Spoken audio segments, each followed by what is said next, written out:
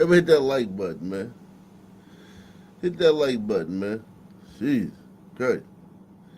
Hit that like button, man. What happened when you went to the Country Music Awards? I'm talking about back in 2016, and you performed with Beyonce. I don't know whether it was because of your country fans who felt you had betrayed them or she wasn't country. I remember it was just a big fucking brouhaha that you showed up with Beyonce. Like Right. criticized for that, right? It was just a weird vibe in that building. We hadn't done anything country award shows or anything since the controversy. Let me just say, the week we worked with Beyonce is the single greatest working week of my professional life. It was awesome to watch her world, to see how she does stuff. She's a perfectionist, and to see the power she has as a female and a Black female is incredible. And I guess they can rate those shows now by the 15 minutes. It's Absolutely. the highest rated 15 minutes in CMA history. And then they start getting, racist assholes bombarding their website with comments and emails and whatever. And so they take her down. They took our performance down and caved to that bullshit. And then they, I guess, got so much bad press for doing that. Within 24 hours, they put it back up again. Just cowards. It's just crazy. She just gave you your greatest ratings that you've ever gotten. How dare you take her song off? It was ridiculous. You fucking kidding me. I knew none of that. Would you ever perform at the Country Music Awards again, or have you just had it? No, I mean, I had said I would never after 2003, but then when... Damn, Howard. Shit. So now she got to never perform at the Country Music Awards while Beyonce goes on to perform every fucking where she wants. And this woman's only genre is country music. She got to boycott country music because, when they say racist, press one if you know when they say racist, they just mean like not enthusiastic or people didn't like it. Like if you don't like Beyonce country music, you're a racist. That type of racism. That's what they're talking about. They're not talking about, hey, get that nigger out of here. They're talking about, man, that shit sucks. Or I don't like that. I don't like that song, man. That's considered racist towards Beyonce. Press one.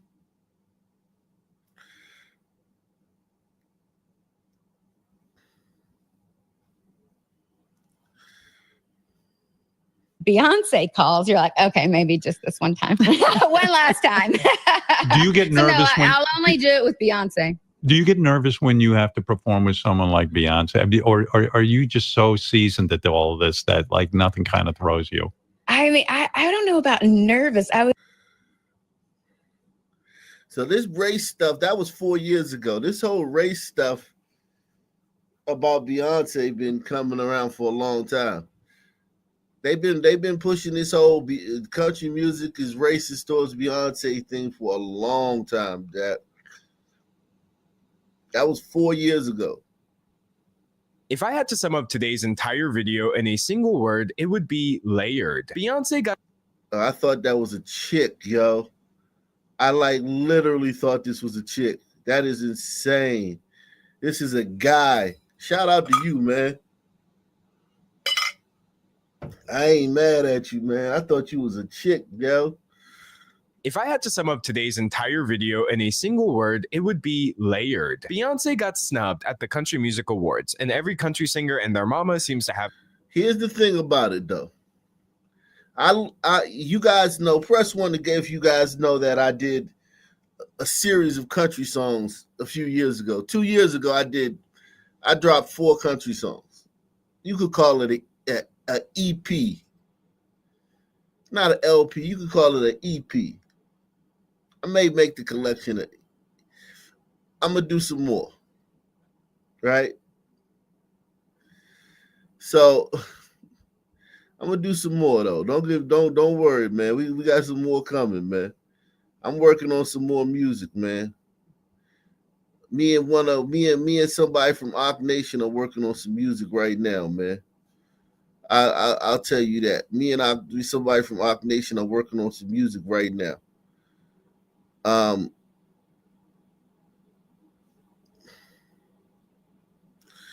but nah, not Osa. Not Osa. Nah. Osa, we worked on something a few years ago, but it never materialized, man. But who knows? The future maybe in the future we'll get back to it. But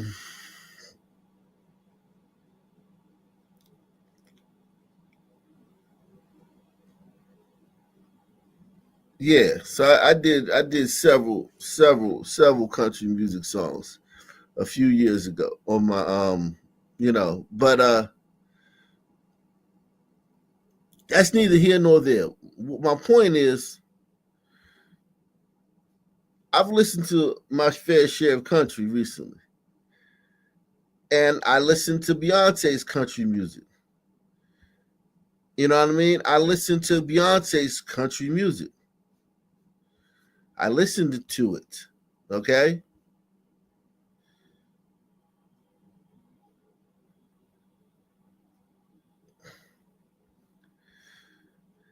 And let me just say this. Let me be kind, man. It's not good. Beyonce's country songs are not good. And I love Beyonce. I love Jay-Z. I mean, I grew up on Jay-Z. I grew up on Jay-Z. Jay-Z was my favorite rapper at certain points, man.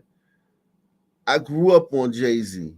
He was my favorite rapper at some points in life. Okay? I'll tell you that. I grew up on Jay-Z, man.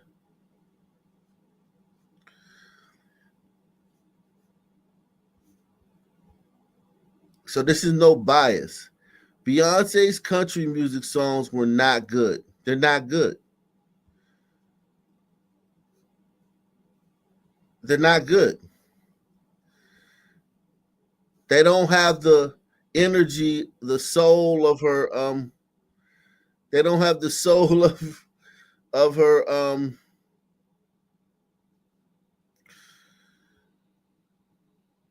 They don't have the soul of her.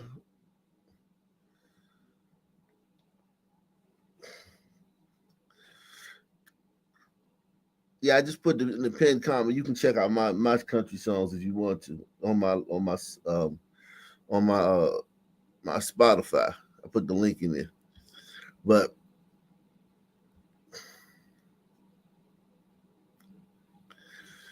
they're not good. Beyonce's country songs are not good. They're not.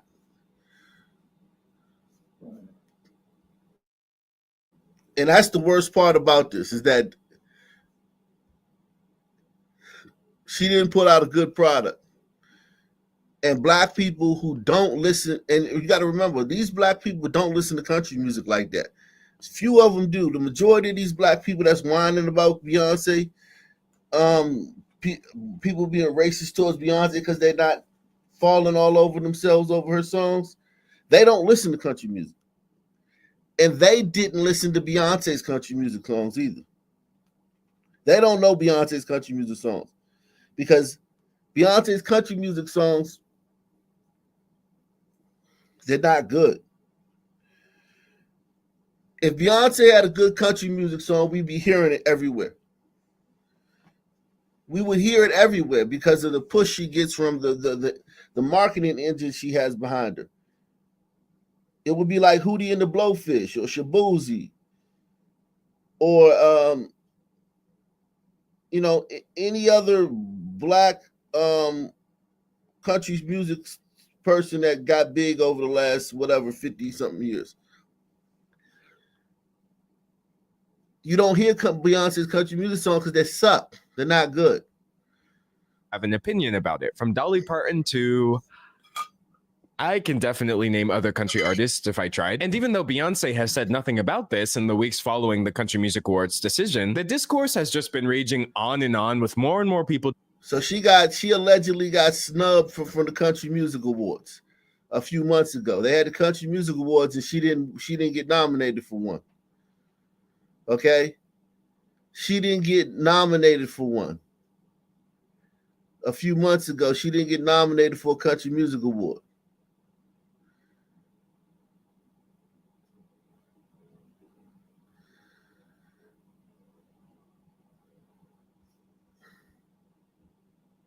Dolly Parton gives her take on Beyonce being snubbed by the CMAs. The 78-year-old, whose hit song Jolene was covered by Beyonce on her hit Cowboy Carter album and makes an appearance in the song Tyrant, shares her thoughts on the exclusion of the genre-bending record in the 2024 CMA Awards nominations. Telling Variety in an interview published September 17th, "Well, you never know. There's so many wonderful country artists that, I guess probably the country music field, they probably thought, well, we can't really leave out some of the ones that spend their whole life doing that." Calling Cowboy.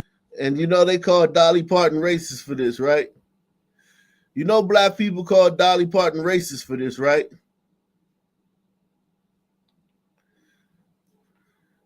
You know they called Dolly Parton racist for this.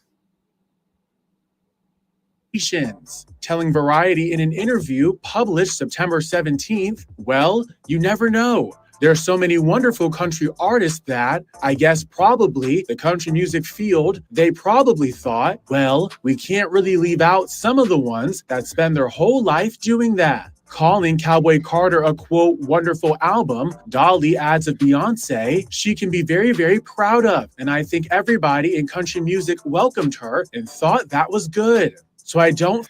They did. They did. She was welcomed. They rolled the red carpet out for her. Everybody in country music rolled the red carpet out for her like they should have. If Beyonce wants to come into your genre, you roll the red carpet out for her. Because she's going to bring fans and she's going to bring money and she's going to bring attention. You roll the red carpet out for Beyonce, but guess who didn't respond to Beyonce's country music? I'm gonna see who in the chat can tell me who didn't respond to Beyonce's country music.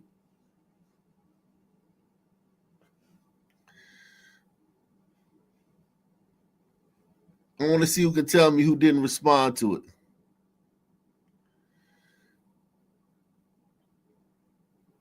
The public, the fans, they weren't hits. They weren't good songs. They didn't make you move your ass. They didn't have that country feel, man. They didn't feel good. They were dry and uninspired. It was as if she said, okay, I'm Beyonce here. It was almost as if she was like, here. Now give me a country music award. And it was like, oh, so you think you just gonna turn in anything? You think you just get to turn in anything? No, baby, it's not like that. You have to make good music. And that's when all the racism talk started, when the real country fans didn't respond to it. The black people didn't listen to it. Black people don't. The black fans, the Beehive, and the homosexuals that are Beyonce's fans, and the black women, the dental hygienists, and the CNAs, and the hairdressers that are Beyonce fans. They don't listen to country music, so they didn't listen to that stuff. But the real country music fans listened to it. And they were like, this shit sucks. And I'm telling you, it was uninspiring, boring, drab, dull. It didn't have any life to it, no verve. And I like Beyonce.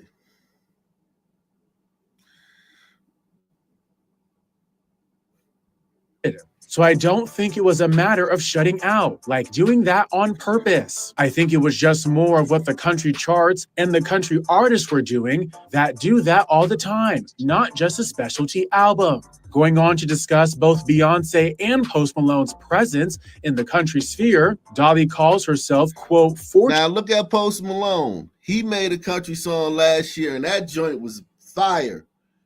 His country music song was fire. When you hear Post Malone's country song, you like, damn, that shit make you remember that shit. You remember that shit. I forgot what I used to sing that song all the time, man. Herself, quote, fortunate to have participated in both albums, and is, quote, open to anything when it comes to future collaborations. And as for Queen Bee's qualifications in the country world, Dolly says the Grammy winner's background cannot be denied, saying, she's a country girl in Texas and Louisiana, so she grew up with that base. It wasn't like she just appeared out of nowhere. Post Malone has loved country music his whole life, and then I got to do the duet with him on his album, and I think it's a fantastic album. I thought both those albums were great. Beyonce being shut out the CMAs was particularly poignant, considering the chart topper's inspiration behind Cowboy Carter came from a moment of exclusion she experienced, which fans have speculated referred to the backlash from her 2016 performance at the CMA Awards. Writing about Cowboy Carter on Instagram in March, it was born out of an experience that I had years ago where I did not feel welcomed, and it was very clear that I wasn't. But because of that So this is what she's telling her fans. This is what she's telling her fans. This is what she's feeding her fans about these white people in country music. So her fans don't know any of these artists. They don't know any of these people in country music. Just like we don't know, like most black people don't know any rock stars. They don't know anybody in that field. They only know R&B and hip hop and soul and shit like that, right? They don't know these people. These people are not stars in their world. They don't. This music doesn't play on their radio stations.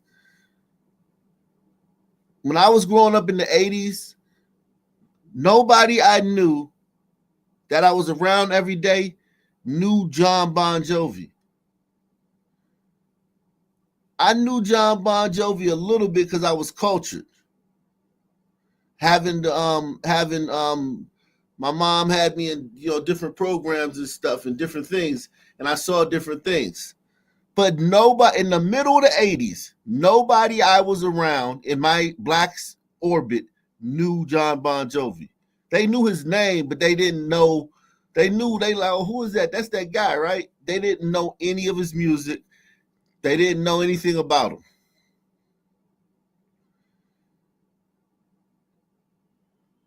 A few of them knew Bruce Springsteen, but just to show you how, as big as John Bon Jovi is, I didn't know anybody who knew who he was, who knew anything about him or any of his songs or any of his lyrics in the middle of the 80s.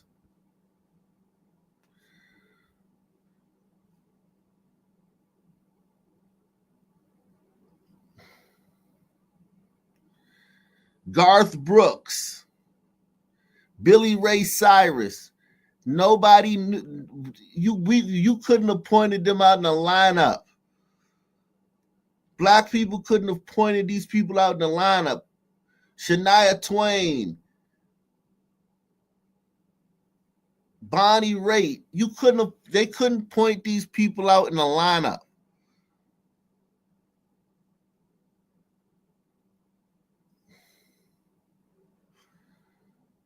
Nah, Phil Collins, the black people knew who Phil Collins was. Hall and Oates, they knew Hall and Oates and shit like that, but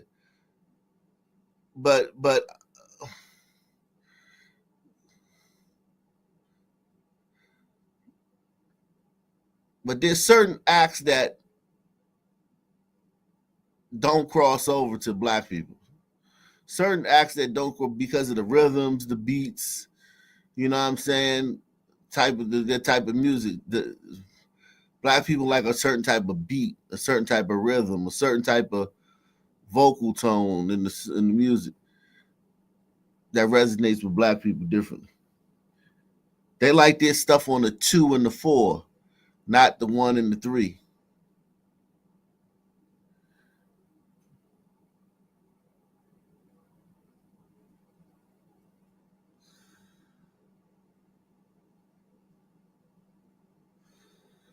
Yeah, Aerosmith. If it wasn't for Run DMC, yeah. If it wasn't for Run DMC, nobody would have known who they were. No black people would have known who they were if it wasn't for Run DMC. And probably vice versa. But this is what Beyonce told her fans about the white people in country music. About Cowboy Carter on Instagram in March, it was born out of an experience that I had years ago where I did not feel welcomed, and it was very clear that I wasn't. But because of that experience, I did a deeper dive into the history of country music and studied our rich musical archive.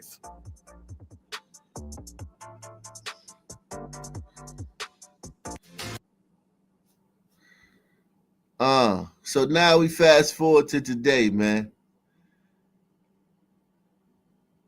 Well, no, we can go back a little bit. The lefties in the entertainment industry just won't leave any area alone, right? They just have to seize control over every aspect, don't they? They've got to make their mark, just like a dog in a dog walk park. You know, every dog has to mark every tree, right? So that's what's going on here. That is what is left of Dukes of Hazzard star John Schneider talking about Beyonce releasing a country song. And they think that an artist who makes music, making a song in a new genre, means that that's the left taking over everything, or in No, an artist, a legendary artist making whack music in a new genre and demanding to win all the awards at the award show. Press 1. A legendary artist making whack music in a new genre and demanding to win all the awards at the award show. That's what he's talking about when he said that. Aspect, don't they? They've got to make their mark, just like a dog in a dog walk park. You know, every dog has to mark every tree, right? So that's what's going on here. that is what is left of Dukes Yeah, so there you go. of Hazzard. So he got canceled for that. Thank God for Trump, man. Thank God for Trump. So tonight,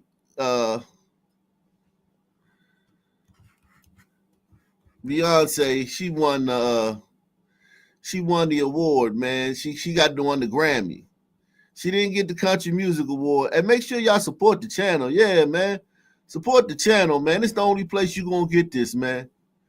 You ain't gonna get this nowhere else, man. We're gonna get into some other stuff later. But this the only place you gonna get this, man. Real talk.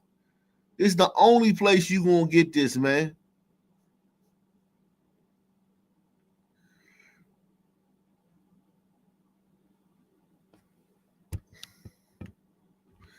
This the only place you're gonna get this, man. Ain't nobody else gonna cover this reel for you. And don't nobody that's covered this, no Negro that covered this ever made no country music like I did. I'm probably the only Negro on YouTube that's covering this that ever wrote and produced a country music song.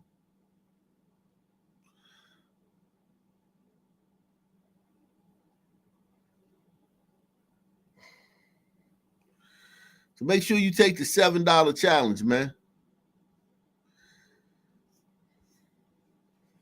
Via PayPal, Cash App, with a super chat.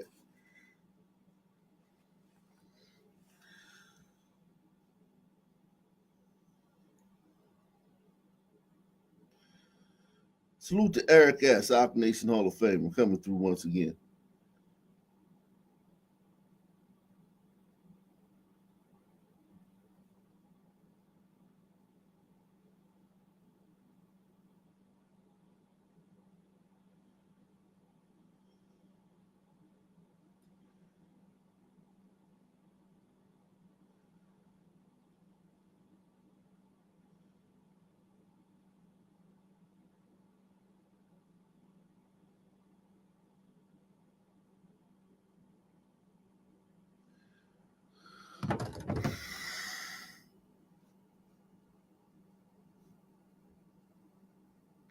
So this person says, no, Beyonce does not deserve to win a Grammy for Best Country Album. Cowboy Carter is not an authentic country music album.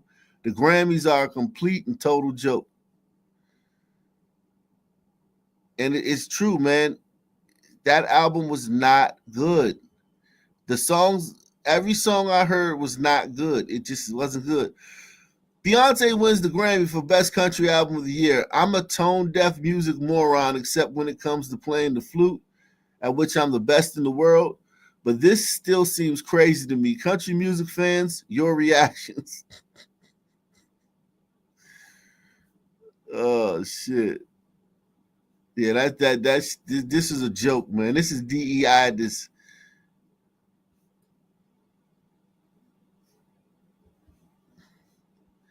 is DEI at its at the height of DEI.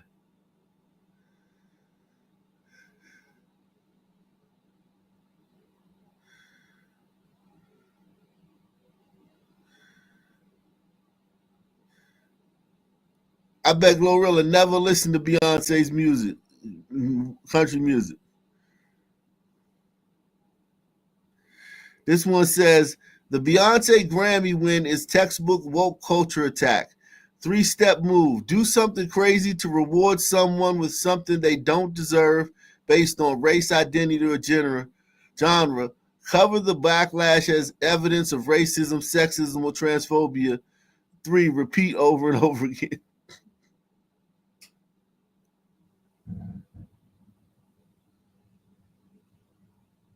So this is her when she won. She was acting shocked.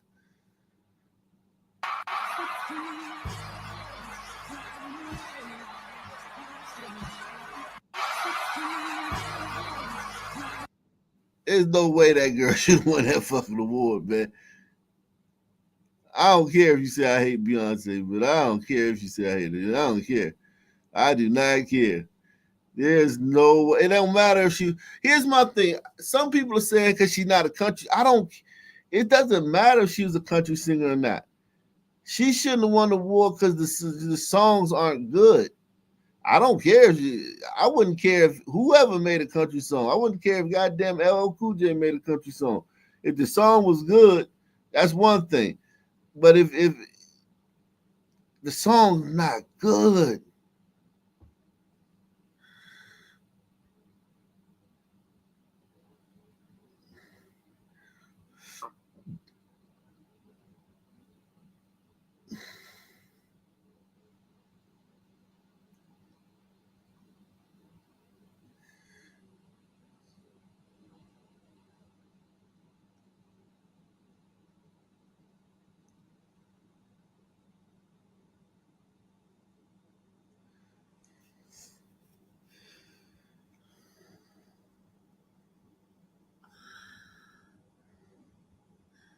she looked like a whole white woman too, man. This is your black queen, man.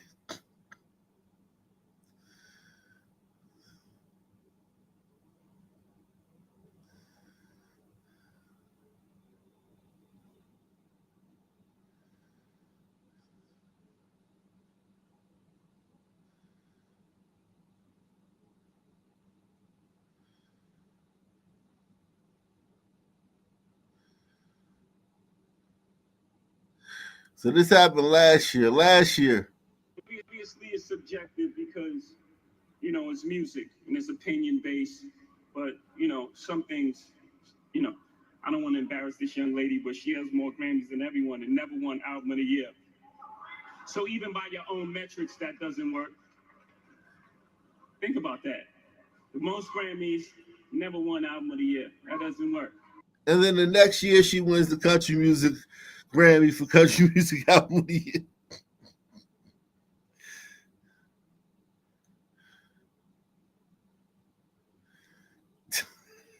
Jesus Christ.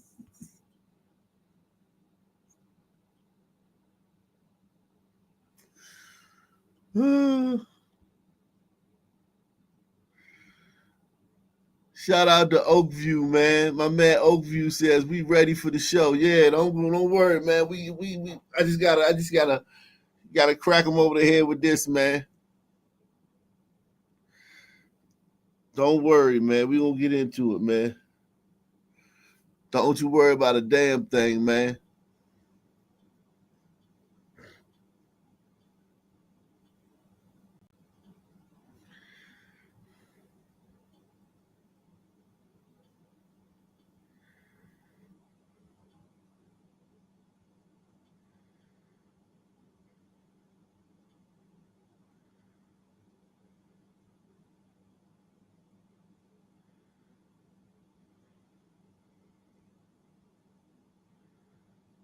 That looks like a white woman to me, man. Don't that look like a white woman? I'm sorry, man. I'm not trying to, the red bones and shit. I'm not trying to come for the red bones. Shout out to all the red bones out there, man. But that looks like a white woman.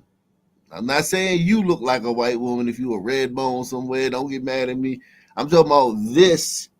It may be not even her in all the time, but in this moment, she looks like a white woman. And ever since Jay-Z allegedly cheated with Becky with the good hair, she's looked like a white woman from that moment on.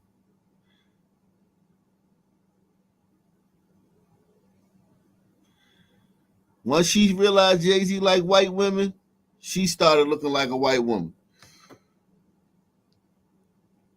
She tried to keep her husband.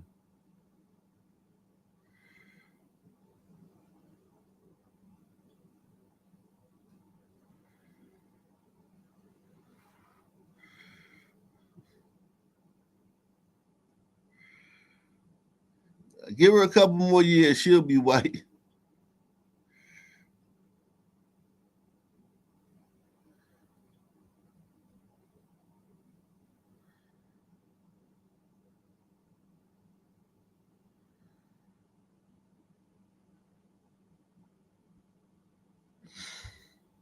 Taylor Swift. Cowboy Carter.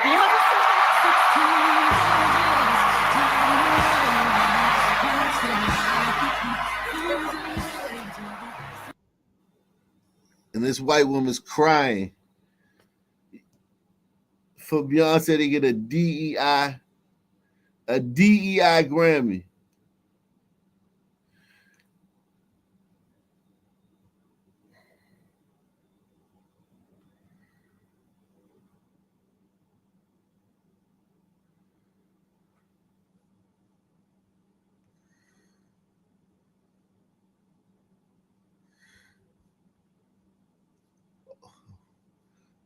Everybody been so racist to me, but I persevered. Thank you, Jesus, for helping me persevere through all the racism. I just feel very full and very honored. It's been many, many years. And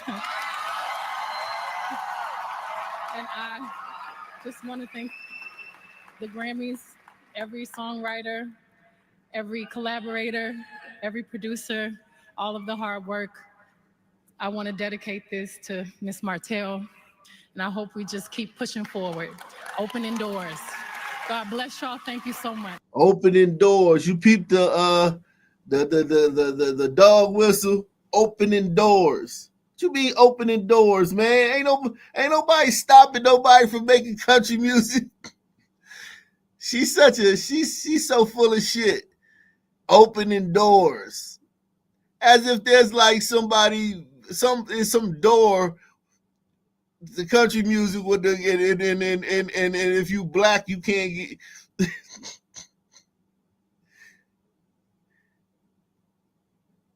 As if there's some door.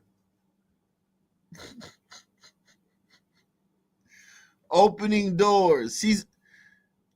I hadn't heard this. I knew she was gonna sneak some racial bullshit in there. Opening doors. The fuck are you talking about? There's no door closed to country music. If you make a good country song, ain't no door closed to you. I just feel very full and very honored. It's been many, many years. And I just want to thank the Grammys, every songwriter, every collaborator, every producer, all of the hard work. I want to dedicate this to Miss Martell, and I hope we just keep pushing forward, opening doors. I hope we keep pushing forward. All the racist white people. I hope we as a I hope we can keep pushing forward and not being stuck in the racist past where black people ain't allowed to make country music. Where Hootie and the Blowfish, she She act like Hootie and the Blowfish didn't exist, man.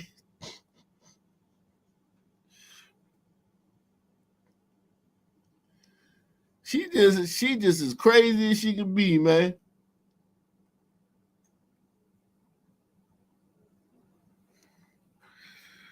Shout out to Barry B, man.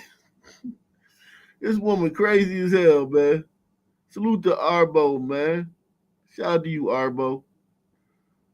Coming through, man. Shout out to Arbo, man. This woman just as crazy as she can be, man.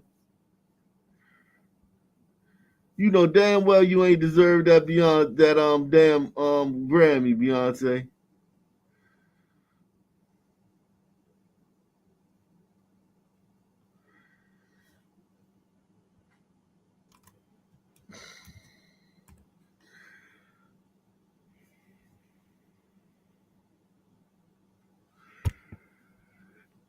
There's no way Beyonce deserved to win a Grammy for Best Country Album for Cowboy Carter. Yeah.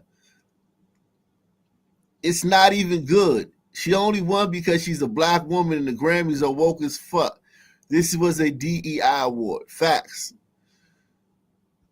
This is horrible, man. She should. How does she sleep at night? And this is the white girl that she beat out. I'm gonna show you the white girl she beat out. She beat her out. This white girl, she had a great album. And this white girl right here, she had a great album, country album. And they lost to Beyonce. Hopefully this will shut Beyonce and the black people up, and maybe next year a rightful winner can win it.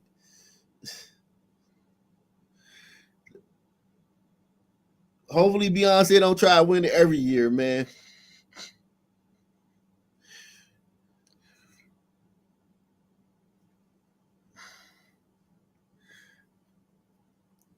Shout out to Kimberly Ashcraft. She says, best channel on YouTube. Hit the like and take the $10 challenge. Salute to you, Kimberly. Kimberly in the building. Shout out to Kimberly. Yeah, it's never enough. It's never enough. No, Beyonce act like Shabozy never happened. She act like Shabozy didn't happen. She act like he never existed. She wants us to open doors, man, because black people are being excluded from country music. She wants us to, as a country, to move forward, man, from our racist past and open the door, man. Let black people in, man.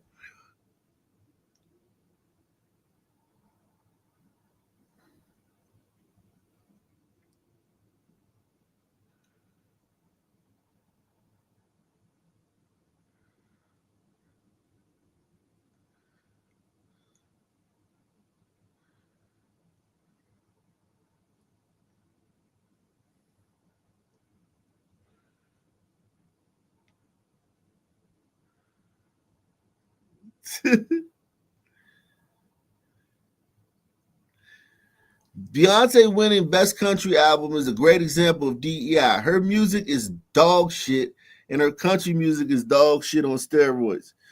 I actually like Beyonce before. I like Beyonce from like 96 to 2010. I really do. Before she got woke with all that formation bullshit, before she started being an activist, I love Beyonce's music, man. Destiny's Child, and she worked with this producer named Dark Child. He had a certain type of beat, up-tempo beats. And Beyonce was, I definitely like Beyonce, man. I'm not gonna lie, man. Beyonce was very good, man, for the first 14 years of her career.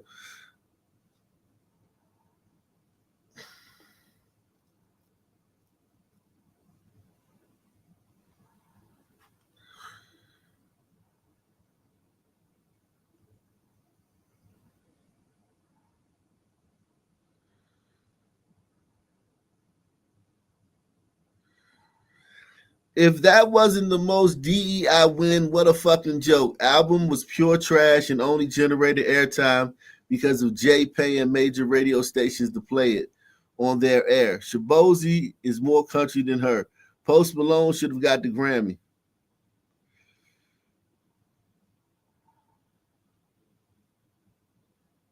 Beyonce goes country with one shitty song that not one real country artist can appreciate, and she wins Album of the Year.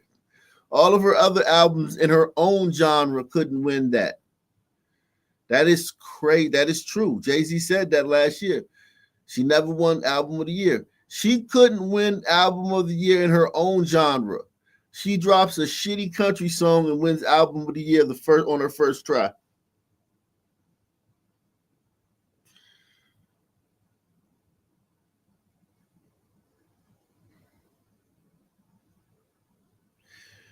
Yeah, this would be the equivalent. Yeah, this would be the equivalent of Luke Bryan or somebody like that, or name me a country star. This would be the equivalent of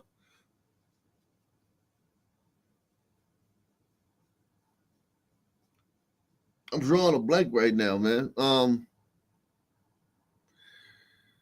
She said she's trans country. Yeah. This would be the equivalent of George Strait making a rap song and winning hip hop the Grammy. For making a trash rap song, like a horrible rap song, and winning the fucking Grammy for hip hop album of the year. Yeah, Chris Stapleton or yeah, Garth Brooks making a horrible rap song, like a trash rap song, like a garbage one, and winning hip hop album of the year. Negroes would go ape shit if that happened. I think white people are handling this with class, all things considered.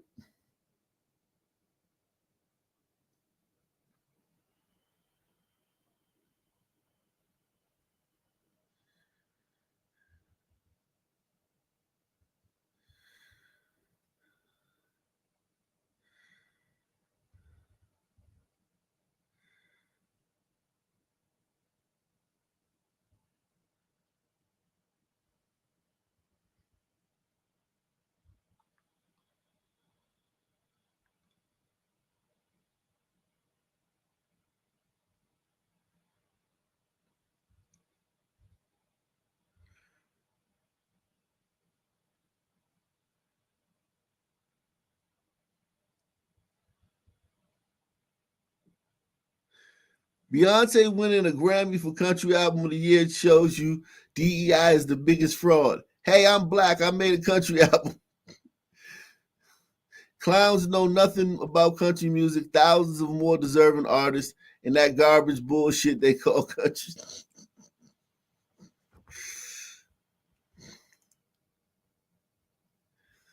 Yeah, if she had any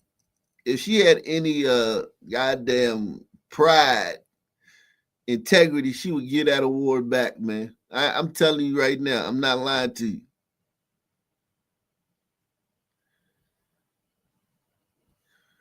If she had any pride,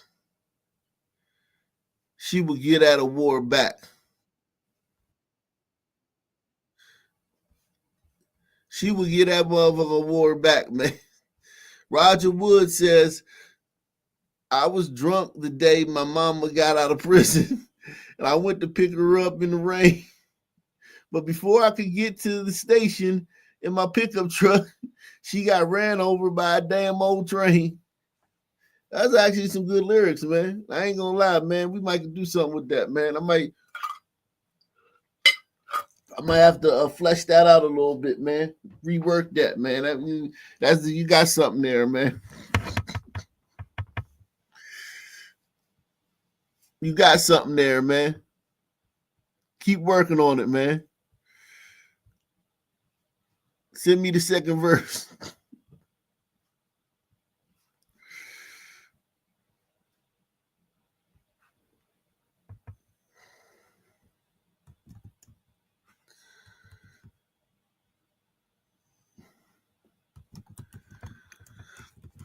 Shout out to everybody. Everybody hit the like button.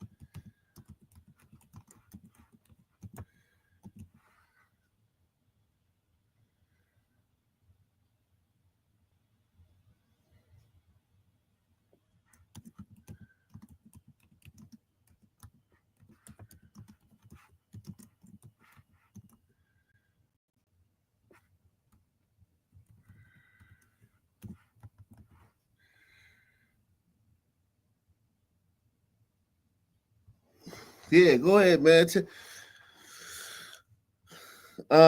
This one says, listen to this sister right here. The sister says, Beyonce not getting a single country music award nomination, but winning the Grammy is exactly why DEI exists. It's the same reason the NFL has no black head coaches, because skin color has always been more important than merit in this country. And unfortunately, white people just can't admit it.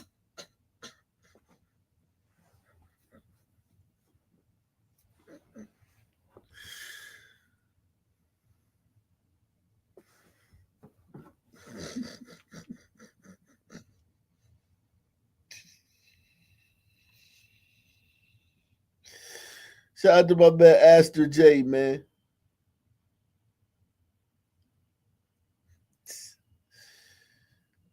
Mike Tomlin don't count, man. I'm gonna tell you right now, if y'all don't know this already, when she says there's no black coaches in the NFL, she means every coach in the NFL isn't black.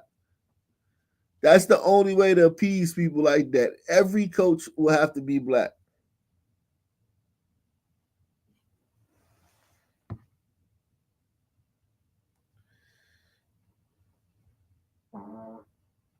Excuse me, my chair had to move my chair.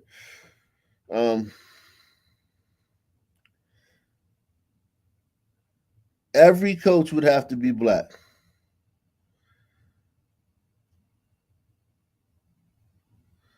That's what they mean when they say that. They mean every coach is not black.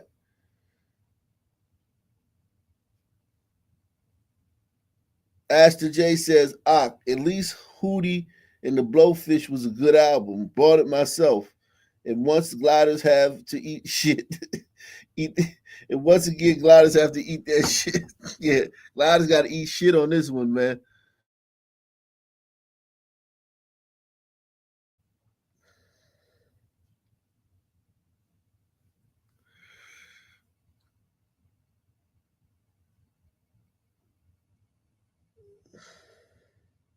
Is that Beyonce? Oh, that's some other white woman.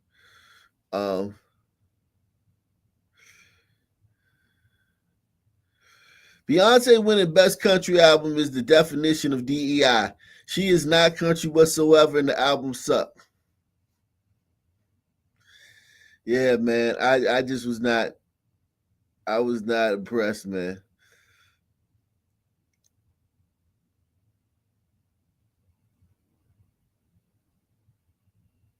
I was not impressed at all, man. For her to even think about winning an award for that.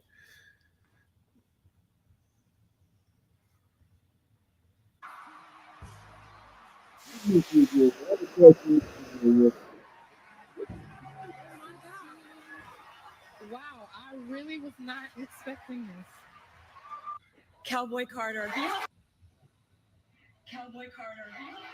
Yeah, And the Grammy goes to. Hold on, she said. Cowboy Carter. yeah, the cameraman is so messy. Now, I'm no body language expert, but I've seen these type of facial expressions down to the corporate America offices before. And the Grammy goes to. Cowboy Carter. Yeah, she knew. She knew she was gonna win that. That was too fake. She knew she was gonna win. Oh my God. That I'm able to still do what I love after so many years. I think sometimes genre is a cold word to keep us in our place as artists. I just want to encourage. Oh shit, she went full racial. About. I still am in shock. So thank you. I think genre is a cold word to keep us in place. Yikes. She going full bore with the races. She won't want to win next year. I thought Beyonce, she getting greedy, man. She won't win next year, man. And the year after that. Oh my God. That I'm able to still do what I love after so many years. I think sometimes genre is a cold word to keep us in our place as artists. I just want to encourage people to do what they're passionate about. And the Grammy goes to... Hold up, wait a minute. Beyonce won another Grammy. She's won a lot.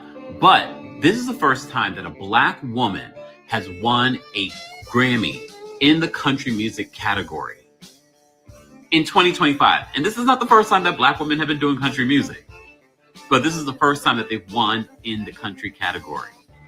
Congrats to Beyonce.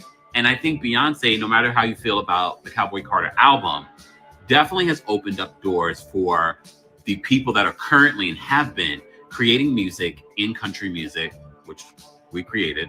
But no, you need to know that it's Black History Month. Oh yeah, that's another thing. Black people saying they created country music.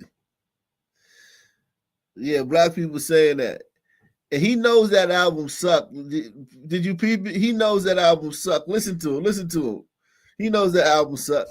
In 2025. And this is not the first time that Black women have been doing country music, but this is the first time that they've won in the country category. Congrats to Beyonce. And I think Beyonce, no matter how you feel about the Cowboy Carter album, if that album was really good, if he thought that album was really good, he would have been like, man, that thing was banging. He was like, yeah, Cowboy Carter. It was awesome. And she dropped the banger, and it was the hottest. He know that album sucked. But he'll still take it. That's the thing about Black people with DEI. They'll still take that shit. They ain't got no shame. They'll still take that shit. They'll let you give them a scholarship to fucking Harvard, and they'll get a 900 on their SAT and walk up in Harvard like they own the place. A nigga get a 900 on his SAT and walk up in Harvard like he owned the place. Press one. in country music. Us, I heard.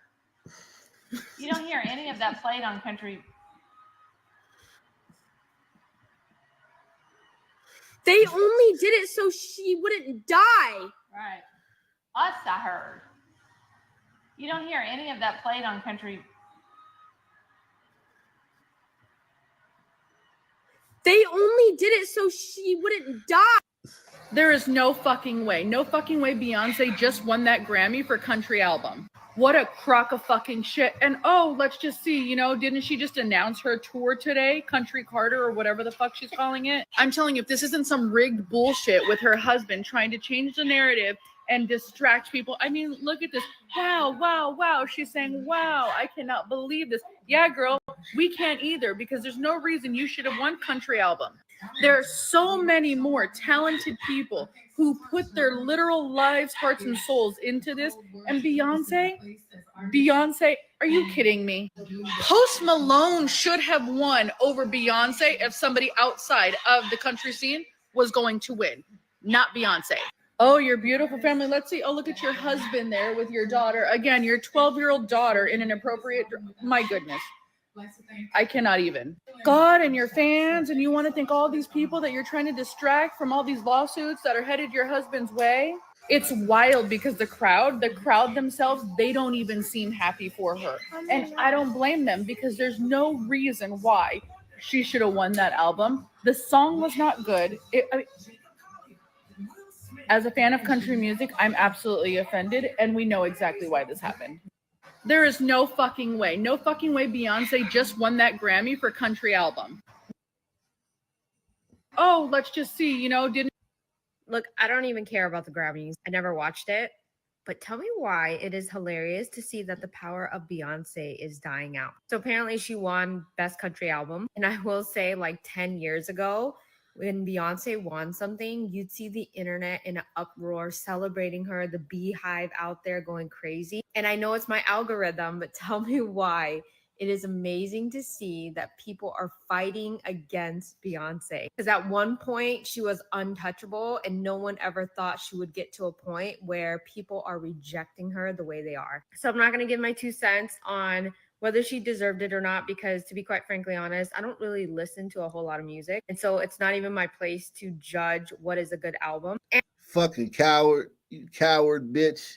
You know she didn't deserve it. You just trying to, I hope you get fucking carjacked by some goddamn saying man, some son man with his fucking pants hanging off his ass, and little teeny dreads come carjack you, you coward. What the hell you get up here race baiting for if you fucking ain't going, if you didn't listen to the album?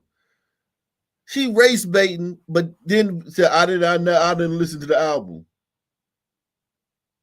It's hilarious to see. And the Grammy goes to. It is Beyonce, wholeheartedly, fully not believing she was going to win Best Country Album of the Year at the Grammys.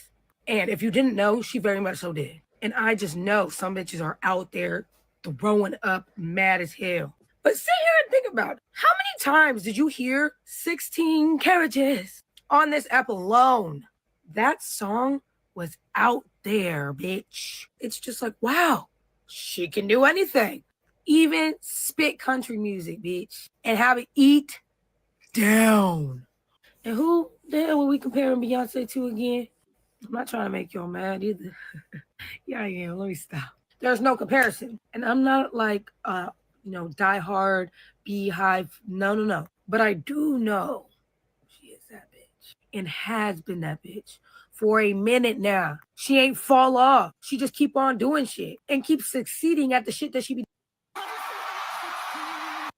And the Grammy goes to Beyonce. Okay. Are you kidding? That's unfair. She made those. I need to calm down. Everything's fine. Amanda. I'm an adult. The piss on those other artists' face when they found out that Beyonce won Best Country Album. Jesus, black women are so fucking vulgar, man. Beyonce was shocked, but maybe she was shocked because so many industry people were rejecting her album. Even the CMA said that her album was really country. But can you imagine how shitty that is? Country folk thinking they safe. And then Beyonce make an album and actually, no, you don't get that Grammy. Because she got to dominate that too. The piss on those other artists' face when they found out that Beyonce won Best Country Album. Judgment was written all over their face. I mean, even Beyonce was shocked, but maybe she was shocked because so many industry people were rejecting her album. Even the CMA said that her album was really country. But can you imagine how shitty that is? So, did anyone else notice Casey Musgrave's reaction when Beyonce won country album on the Grammys?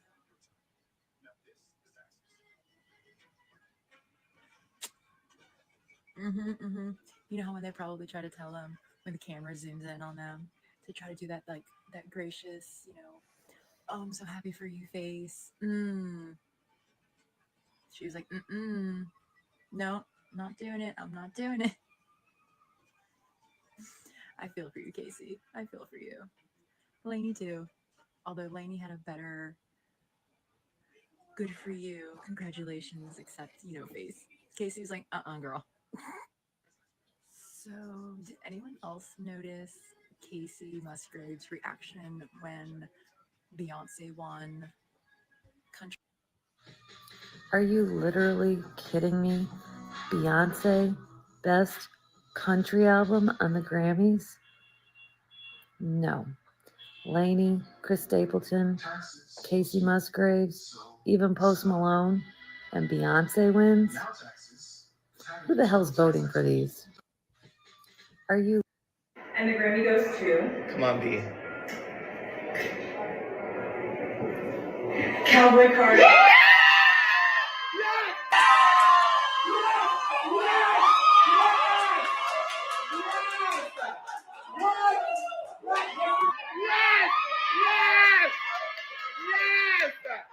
What? Black History Month! Let's go! Let's go! I told you, come on, B. Come on, B. Look at her shot. That's my girl. And the Grammy goes to. And the Grammy goes to. I'd like to thank all of the incredible country artists that accepted this album. We worked so hard on it. I think sometimes genre is... She's so passive aggressive. I'd love to thank all of the country artists who accepted this album. I'd like to think that accepted this album. Like, yo, It ain't about accepting it. The shit was garbage. Yo, if anybody told you that shit was good, Beyonce, they lied to you. Your shit was garbage. She's so passive aggressive, man. I still am in shock. So thank you so much for this honor. I'd like to thank all of the incredible country artists that accepted this album. We worked so hard on it. I think sometimes genre is a cold word to keep us in our place as artists. And I just want to encourage people to do what they're passionate about. And to stay persistent. Wow. I'd like to thank my beautiful family, all of the artists that were collaborators. Thank you. This wouldn't have been this album without you. I'd like to thank God again and my fans, and I still am in shock. So what is the world coming to when Beyonce gets a damn country music Grammy? That makes no freaking sense. It's a slap in the face to country music, to Lainey Wilson, to all the nominees. I cannot believe this. I just found out and I am shocked. When her record came out, I thought, no way that's going to do anything. It's going to flop. And a lot of country music radio stations wouldn't play it, okay? But to win a freaking Grammy? No. What is the world coming to when Beyonce gets a damn country music? I think sometimes genre is a cold word to keep us in our. Jeez. Beyonce. As somebody who lives in Nashville, unpopular opinion, maybe, I don't know, maybe popular. Beyonce winning Best Country Album is a slap in the face to the ones like Lainey and Casey and Chris that have dedicated their entire career life to being a country music artist. I don't care what you tell me. Didn't hate her album, just don't think it's country music. She's not in Nashville. She doesn't come to Nashville except for on a tour date. The people that are here or they're in country music, they're living and breathing it. They're in the bars in Nashville. They're promoting their music. They're in Texas. They're riding horses. They're doing stuff that is the lifeblood of country music. I am. This is a political rigged thing, and it's really hard to watch the Grammys now. Cowboy Carter. Okay, did Beyonce actually win Best Country Album? Like what? Who is actually listening to Beyonce's country music? Black people aren't. Like actual country music listeners. I've literally never heard a country Beyonce song. But I can tell you for sure, anyone else should have won that. What is happening? It took 5 nominations, but we are officially looking at a Grammy Album of the Year winner. Beyonce, of course, a faggot. Won Cowboy Carter, and I said the second that album came out, if this doesn't win for Album of the Year, this whole system is fucked forever. This is the most deserved win I have ever seen. Excuse me. This album was revolutionary. We're gonna get to that in a second, man. The future. It brought importance from the past. It shut a lot of people up. This win, I hope. A lot of you fucking racist humans and people are like, oh, don't bring politics into the mess. No, we are. Read the comments from when this album came out about what people had to say about her, a Black woman, being in country music. And you tell me that it's not political and it's not racist. Beyonce is just the 4th Black woman to ever win Album of the Year at the Grammys.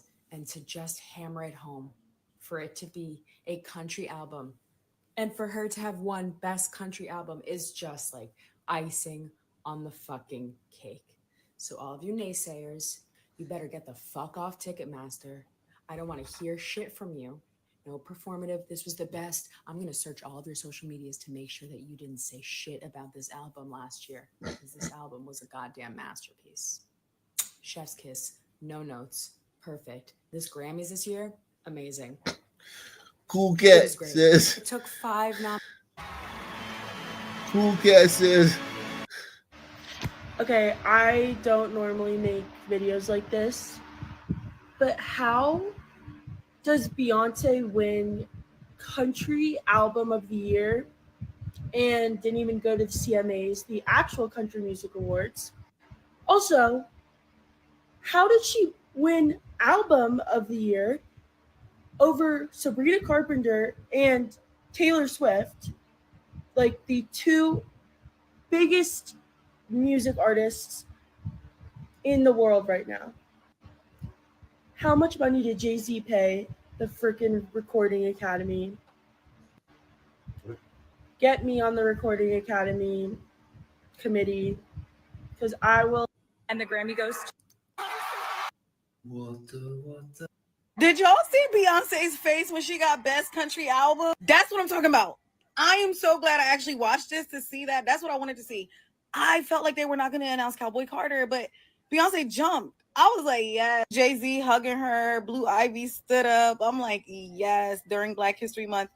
Now we just need the album of the year. I love that they had Taylor Swift announce Beyonce winning Best Country Album because they love to compare those two. So I don't know. I thought that was kind of like a cute little beautiful moment to be having Swifties come together. That is such a slap in the face to the CMAs. I feel like Jay-Z was whispering to Beyonce like, yeah, they listened to me last year when I did a little speech, when I did a little thing for you. Yup. You got it, baby. Yup. So how many Grammys does that make that now? Like, I know she had 33. Is this 34? This was so well deserved. Cowboy Carter not only deserves Best Country Album of the Year, it deserves Album of the Year, especially during Black History Month with everything that's been going on. Cowboy Carter was such a message, such a moment, such a beautiful piece of art, a beautiful piece of propaganda.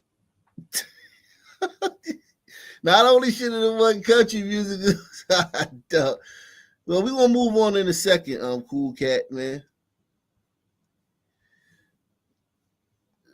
Barry B says, that's enough. F Beyonce, please move on anything else. All right, man. The people have spoken, man. If the people, y'all want me to move on, I'll move on, man. Make sure y'all take the $7 challenge, man. Take the $7 challenge, man.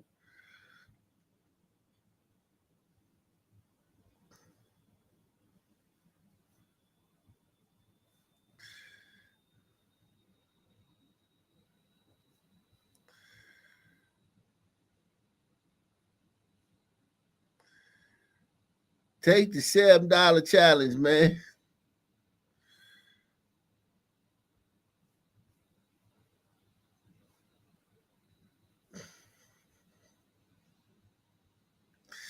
Y'all Beyonce'd out, man. And we begin with breaking news here on 12 News at 10. A chaotic scene. Look at this Glendale police cruiser. A police officer is not driving it. It has just been stolen by a masked protester. You see, he jumps out, runs away as a police helicopter tries to find him as he tries to hide in the crowd here. Hundreds of protesters filling the streets. The driver then speeding through the streets. The windshield of the vehicle is smashed. Protesters setting off and throwing fireworks at officers, doing donuts in crowded streets with their cars. Deport all of these fuckers, man. Get them out of here, man. Get them out of here. Protesting the Trump administration's deportation plans. Thank you for joining us here for 12 News at 10. Those protests happening near 67th Avenue and Camelback Road. 12 News is there tonight. Gabriella Becerra has been witnessing what's going on. Gabby, what do you see? Well, Troy, I'm standing just south on 67th Avenue where this protest is still very active and alive. Take a look behind me. There are hundreds of people currently standing in the middle of the intersection. They're blocking the road. You can see they're waving around the Mexican flag and holding up signs. Not really active right now, but on and off every few minutes or so. We've seen some street racing, some people doing donuts, and that's what that smoke in the air over the intersection is. But again, take another look at that video. My photographer and I by. We're standing on the corner just after 8:30 when a man apparently smashed the windshield and overtook that Glendale police car. We watched him drive it into the middle of the intersection at a high rate of speed before running off into the crowd. And just before that, protesters were walking toward officers in riot gears and at times throwing stuff, including fireworks at the officers. Glendale police did come over the intercom several times telling people to back away from those officers and to get out of the street. Now, Glendale and Phoenix police have this intersection closed down and the roads closed in both directions. We've asked Glendale police for an update on any arrests or injuries, especially including that demonstrator who maybe stole that police car, and we'll keep you updated with what we learned from them. Back to you, Troy. So we were watching the police tactics back here, Gabby, and it didn't appear like they were doing much at all to try to get the protesters to move out or the cars doing donuts. And do you know whether or not the appeared to be a young man who stole that police cruiser was caught? Well, just before that, the stolen car happened, we were actually right up on the line with those protesters. They were moving towards the officers, and the officers in riot gear were moving back at times, letting off pepper balls or what appeared to be pepper spray. And so at times, some of the demonstrators were running back or running away. But it's unclear at this time if the person who stole that police cruiser has been caught. And also, it looks like it's still a very active scene behind you. We're talking now about several hours of this protest going on behind you, correct? That's right. We know people have been out here since around 5 o'clock. We got here just around 8 o'clock, and things have been very active since then. Things are... It looked like a sideshow, man. So they got the Mexican flags. They're protesting not to be sent back to Mexico. They're protesting for the right to stay in America illegally with the flag of the country that they'll be sent back to. Okay, so you obviously love that other country, Mexico, right? Because you have the flag everywhere. Well, we're sending you back. Why are you fighting tooth and nail not to go back? I'm confused. You damn on burritos, man. Any fucking Mexicans in the building, man, want to come up? The link is in the description box, man. We got any fucking Mexicans up here, man? Yo, what's up, Ock? What's cracking, man? How you doing? I'm good, bro. Hey, yeah, that was supposed to say, so a white woman won country music album of the year. I don't know what the hell happened with that. Yeah, I couldn't read Ain't it, she man. I was white? like, what the fuck? Well, I was saying Beyonce's white, Beyonce. yeah. Yeah, man. Beyonce's white now. Now she is. She wasn't white before, Exactly. but now she is. Yeah, just like Serena Williams. Wasn't she black at one time, and now she's white? Beyonce started lighter, so it was easy for her to get the white than Serena. Serena got a longer way to go because she was darker.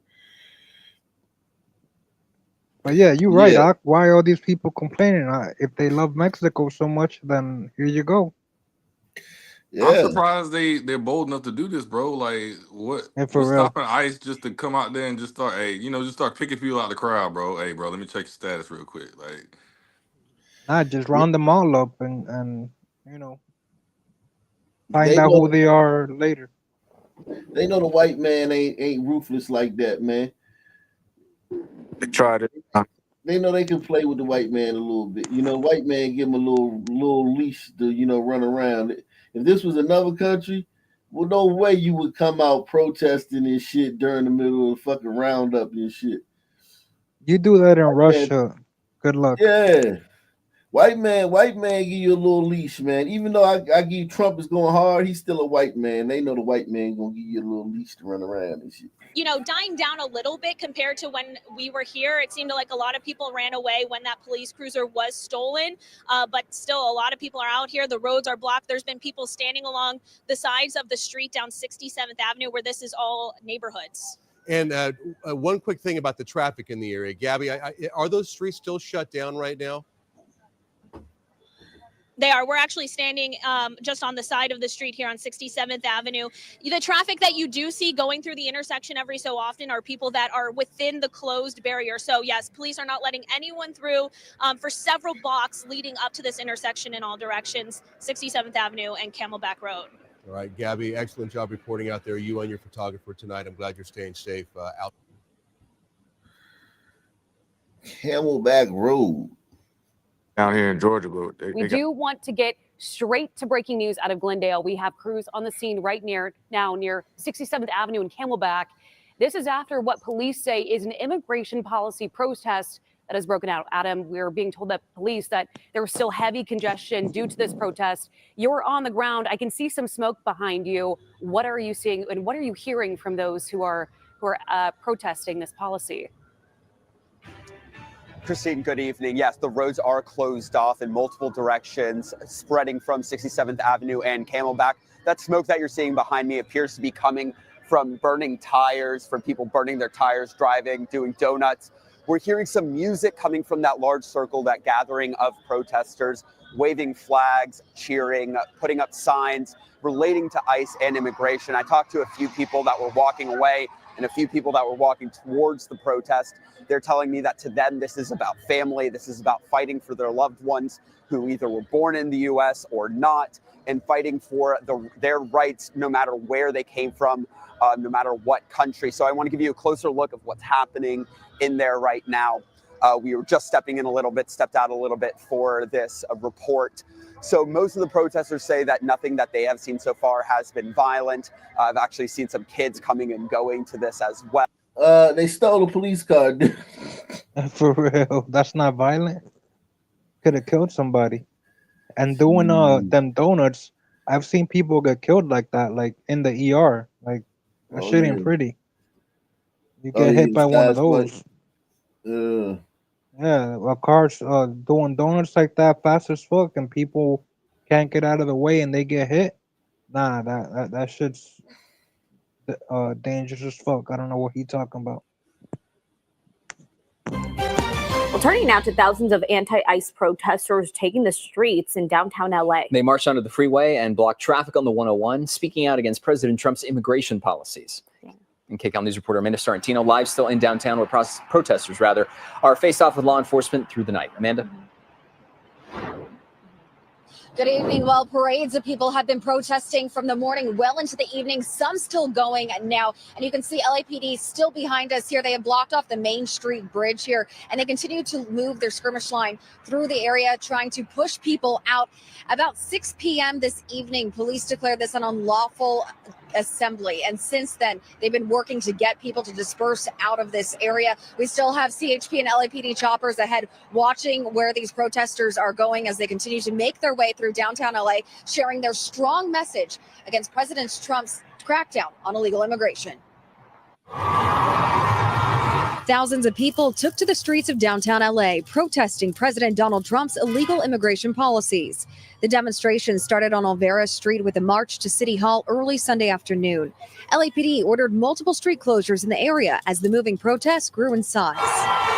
It eventually shut down the 101 as demonstrators took their rally to the freeway. With Mexican and Central American flags waving, signs referencing the president's stance on immigration, explosions of fireworks, and chants of Si se puede, their message loud and clear against the president's promise of mass deportation. We're not criminals. We just want to work. A lot of people just want to work. We all want to. Bitch, For real. the ones who are criminals are getting. That's such a stupid. We're not. I'm not a criminal. Oh, bitch, we're getting rid of the criminals now. We just want to. Hey. Hey, wait, is that Wicked back there? No, I'm playing. Is that Wicked back there? But I'm just playing. He said, "We're not criminals. Some of you are." Yeah, for real. Like to the fullest. Come on, man. They all are because they broke into the country. That's already a federal crime. Exactly. You know, it shows their loyalty too. Look at the flag they're waving. And they want to have sympathy. Nah, man. Yeah, fuck that. They're not waving our flag, so they're not on our team. Simple as that. Sympathy, Bringing their ideologies here. They get Yeah, sympathy for real. on police officers too. Like I had heard from some police officers down in Georgia with the protests down here. They were saying, "Oh, we felt bad for them." What do you feel bad about? Oh, well, they ain't doing nothing wrong. Yeah, they're breaking into the country illegally, and you're a police officer. You're supposed to enforce laws. Like, I just don't get it. I'm on Brito. I That's don't feel wild. bad for them at all. Oh, It's a way of doing it. Just go through the process. yeah, my parents did it. They waited 10 years, but they did it.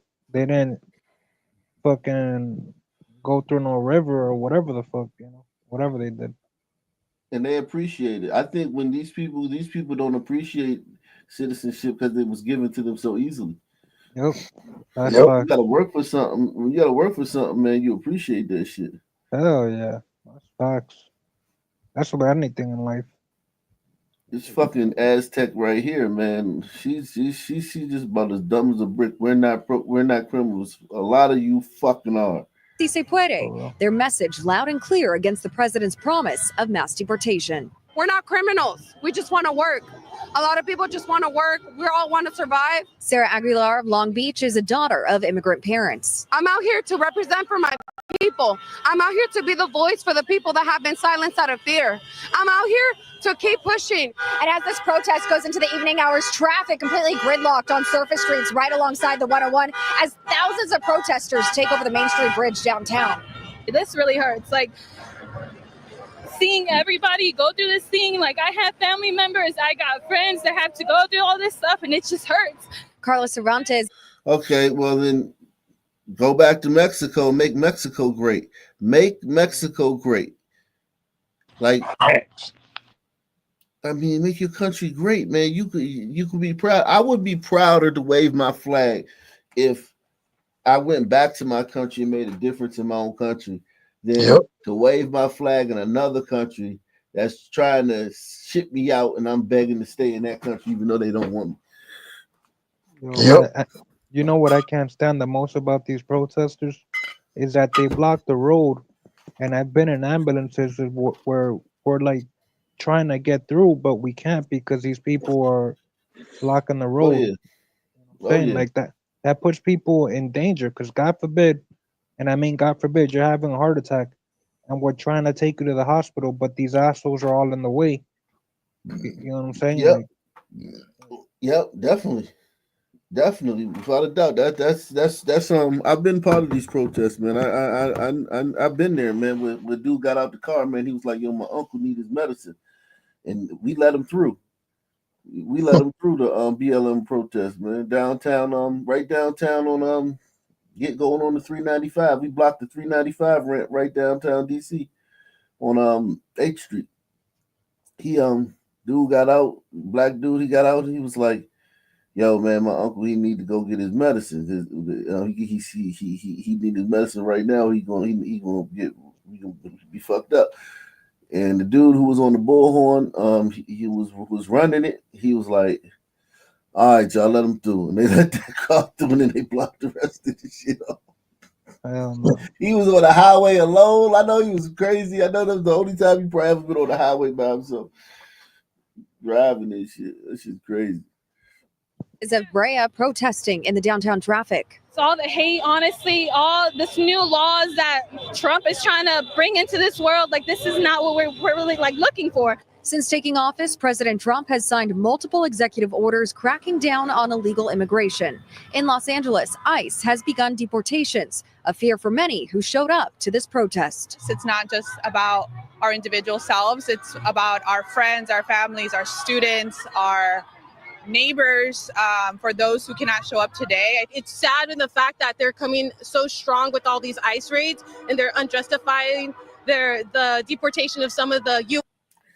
They are justified. You're here illegal. For real.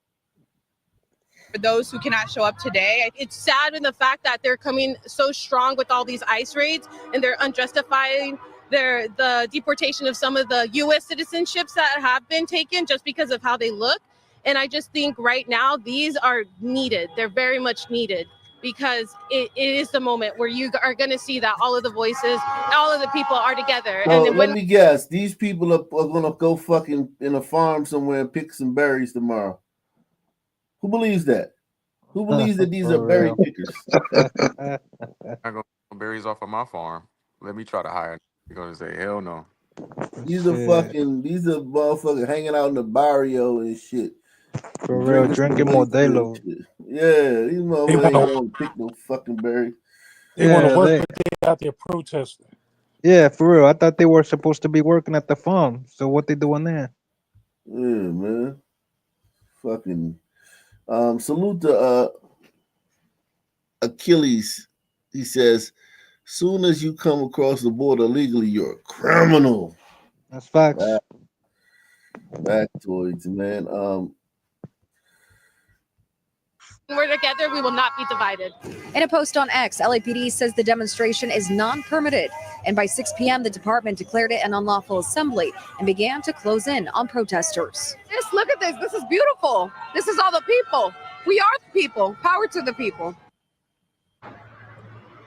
Where's the American All right, so you can see flag? the 101 back open in both directions now, but CHP blocking the Los Angeles Street exit right there, right before Alameda and Union Station, blocking access also to the Main Street Bridge as well. But if you come back out here, we can see that LAPD still has their presence out here. It looks like they've been able to push those protesters out of this area. It looks like they made it their way down to Main and Hell Alameda, yeah. where we can see those Nice. choppers, the law enforcement choppers, still circling that area. And we still have a LAPD coming down right here too on Spring and Arcadia, patrolling this area, trying to get everyone to disperse as they have called this an unlawful assembly. So we'll keep an eye on this. We do not know if any arrests have been made so far yet. Back to you guys. Man, thank you. A rowdy crowd of protesters also gathered in the San Fernando Valley. Police say about 250 people are at this demonstration in Pacoima. The group says they just want to get their message across. We're out here demonstrating. It's a little ruckus, but we're out here. Who thinks he's gonna be fucking picking berries if this wasn't going on? He'd be somewhere picking some fucking berries. Yeah. He probably getting high off that balloon shit they be doing down over there in LA. I'm tired of this berry shit. This picking berries farce. These motherfuckers ain't picking no fucking berries, man. I know, right? That's such Yo, a Ak, lie. you think the people that say that sound like elite slave owners back in the day? Yeah, Like, these Negroes got to do something. You know? Exactly, they do. They don't care because they Democrats. These motherfuckers ain't gonna call them racist because they Democrats. So fuck Yeah. If a conservative said that shit, these motherfuckers would call them a racist.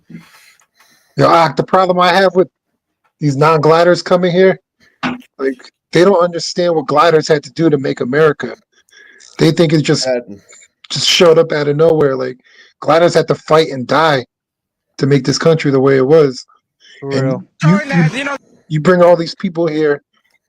If another country comes and invades, they're not going to fight. They're just going to cry and complain like they're doing now. Yeah, exactly. They don't have that American spirit. So that's true. the more foreigners come, the worse off we're going to be. Hell yeah. Hell That's yeah. true. They're not invested in this shit, man. Yeah. They can't fathom how to, like, any country they would build, because I do think that these hombres could build a country. They did. They built Maya Empire. Definitely. It looks different though. Their shit they would build would look way different. Yeah. And it would have different laws and shit. So they I definitely agree with that. This is not their natural environment that speaks to their nature. That's why when they come over here, they do certain things. Like they I will give them that. The ones that are picking berries and doing construction, salute to y'all, man. But these are fucking gangbangers right here, man. Thanks. Yep. That's Fat Joe right there, man. Fucking Fat Joe and shit, man. Fat Joe. Nah, but I think Immigrants think do about matter, you know, for our people. Look at like the odds they had going against the British, the gliders over here. Like you got to be pretty bold. You know what I mean? You know you're gonna die. Like the cartel, they understand the world, but the people, even the rich people, like rich Africans, rich, Latinos, they don't go and be like, "Hey, man, let's go get some guns so the people can fight off warlords and stuff." They just let it happen. Yeah, You know they what I live mean? amongst it. Yeah, yeah. They just let it They wait happen. for the UN peacekeepers to come in and save them. Yeah. I don't know. Yeah. It's sad, man. People, we help build this state. We help build this country. Is because it's super injustice that this is going on when immigrants really do make America great. We help build your crops. We help make Philippines constructions, and you treat us like garbage, like if we're unuseful. Yeah, some people, police say some vehicles, I should say, were performing stunts and blocking streets. No word yet on if any arrests have been made. Where are these crop workers at? 'Cause I ain't found them yet. Hey, for real. Like nobody ain't helping me take care of my chickens, my rabbits, no nothing. I want to see one interview with one of them at least, because I haven't seen none of them. I just seen guys who look like fucking gang members, girls who look like they just hoes on the street. Like Hello show me everyone. these people. Today we will continue to the farms in the United States to see how the process of harvesting thousands of tons of fruit and vegetables happens.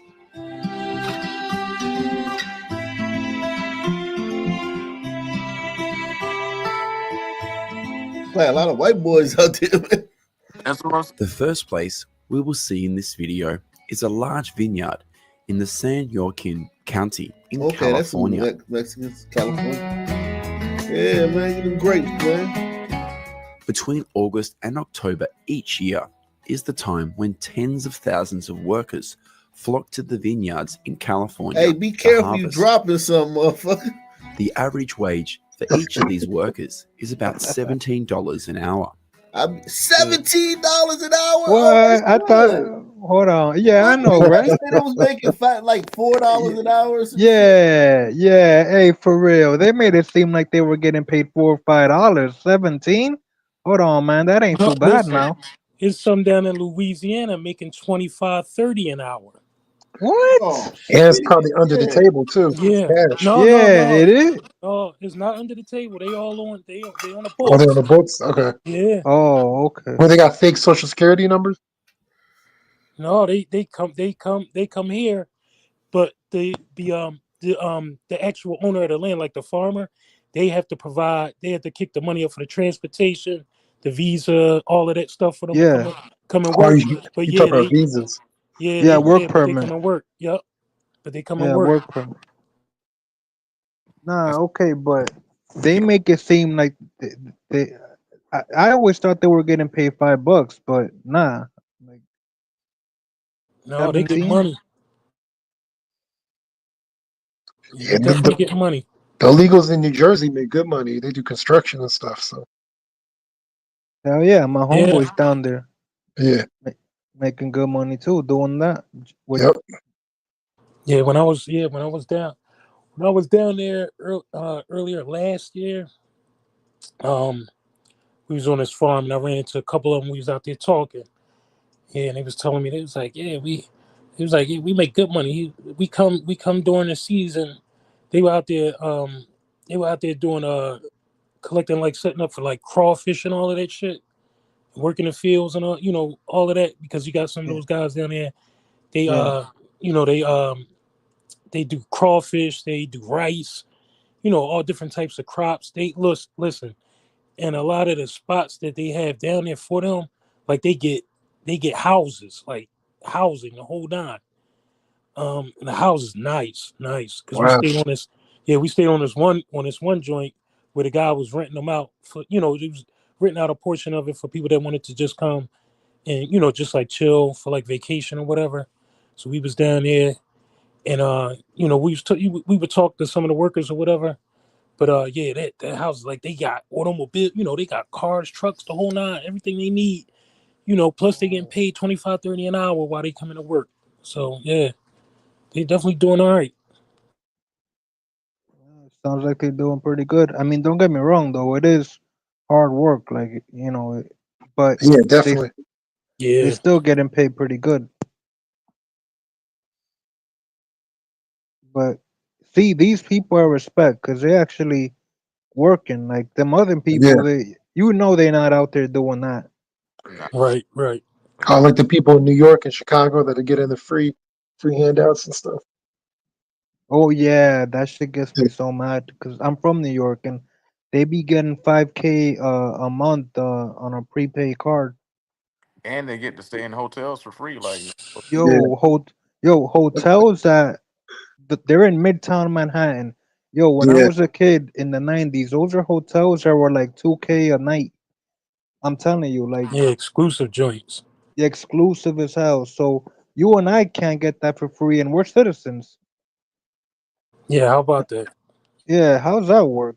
But especially Eric Adams, he supposedly cut it off because now he want to get on Trump good side because he want to pardon because he got all them indictments now.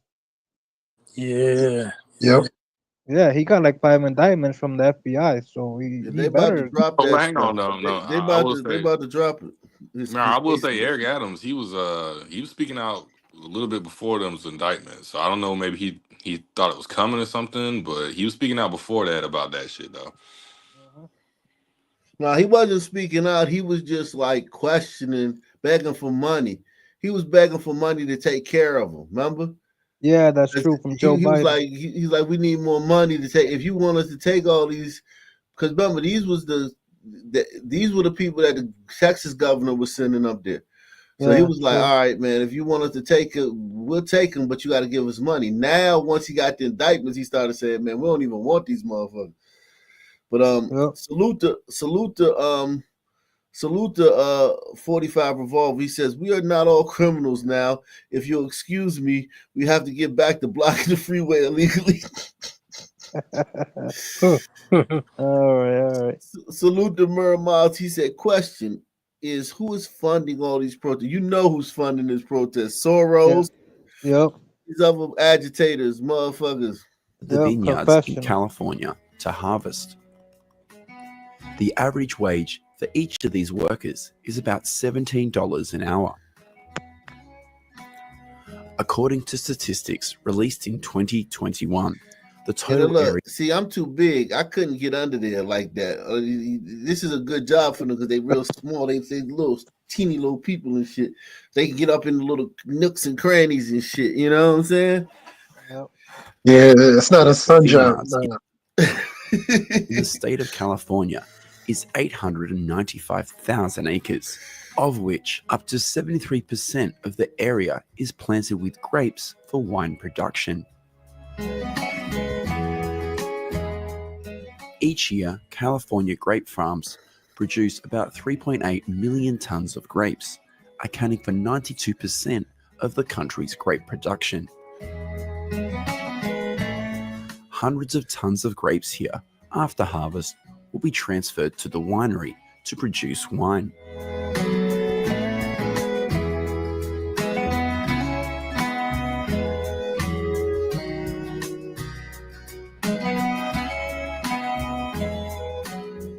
Here's what's going on. See, in a look, chili they don't even farm got to in bend over. My back couldn't take that, man.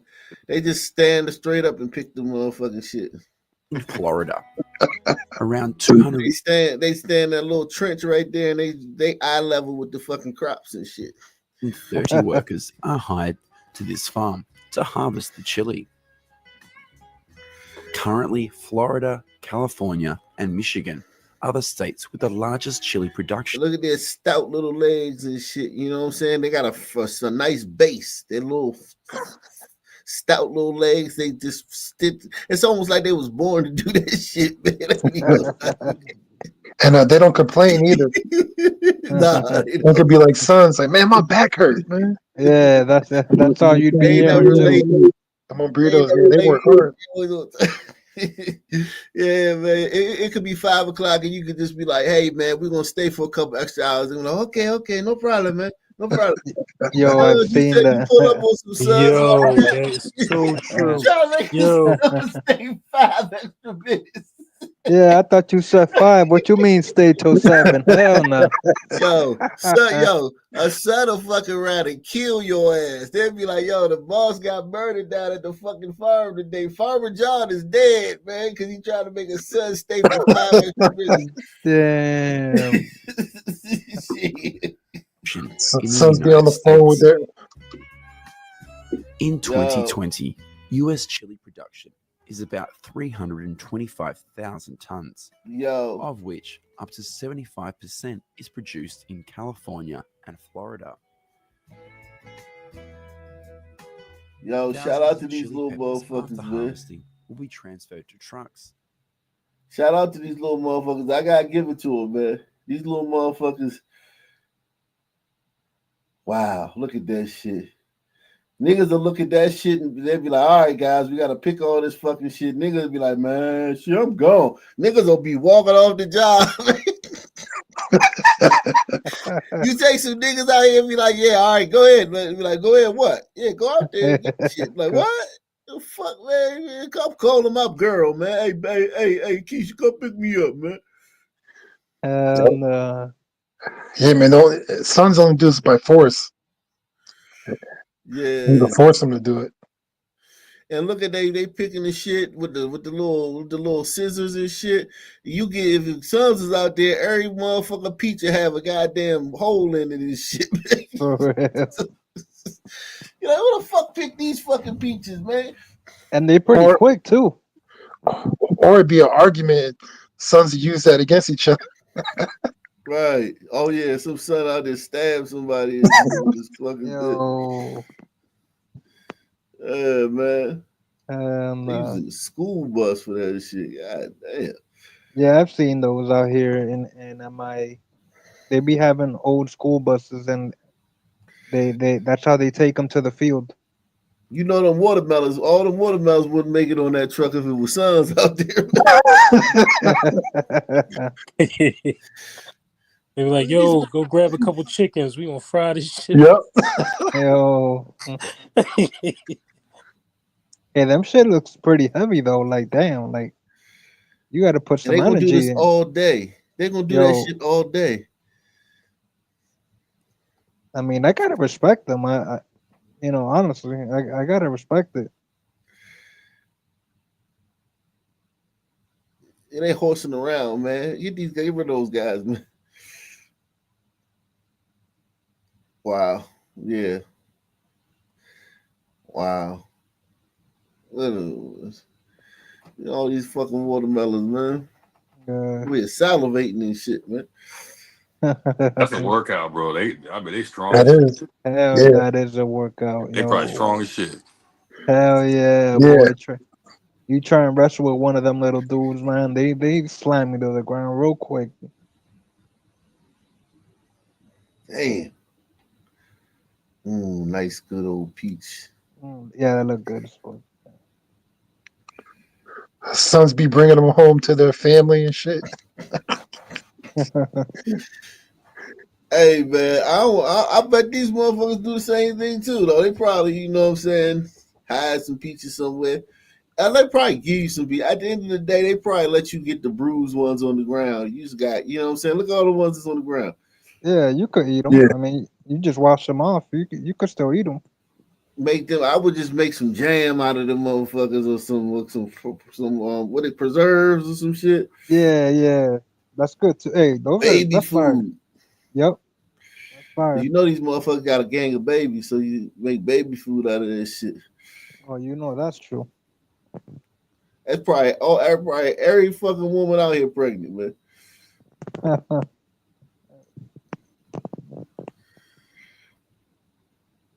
Oh, kiwis. Love kiwis. Even though I don't really eat kiwis often, but when I do, man, wow, man, love these kiwis.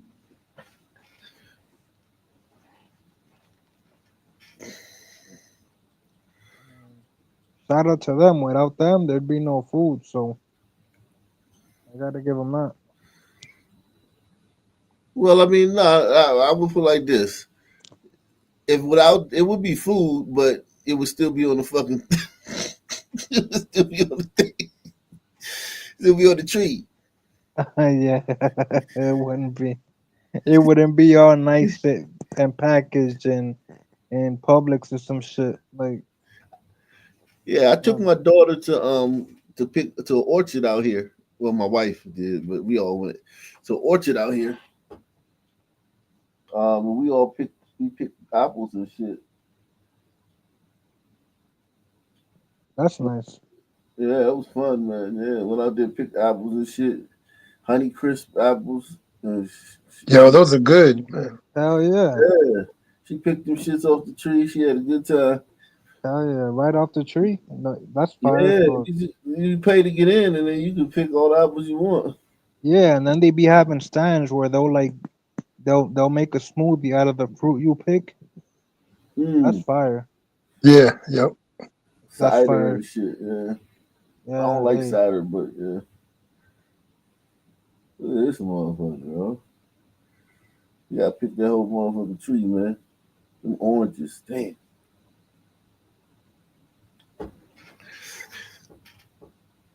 This, you motherfucker, what is this? Celery? What is this? Yeah, celery. That's one thing that you buy you never fucking use, man. Yeah. I swear to God, I done wasted at least about $1,000 in celery last year, man. Yeah, that shit always goes bad. Always goes bad. Buying celery and green onions. I'm like, what the fuck you keep buying that shit for and you don't ever cook it? Yeah, you gotta use it right then and there. If not, it's just gonna sit there. Same with broccoli and all that shit. These motherfuckers. Man, all that shit. Farms and shit. Get your ass out there. Get your little ass out there, man. Now, listen, I will say this, man. These motherfuckers, y'all can stay. Yeah, Y'all can stay. But you yep, I can't miss a respect. day. If you miss one day, man, you gotta go back. Up there, you gotta keep it. You gotta keep these motherfuckers. Look at the cotton picker. Yo, that's a cotton picker, yo.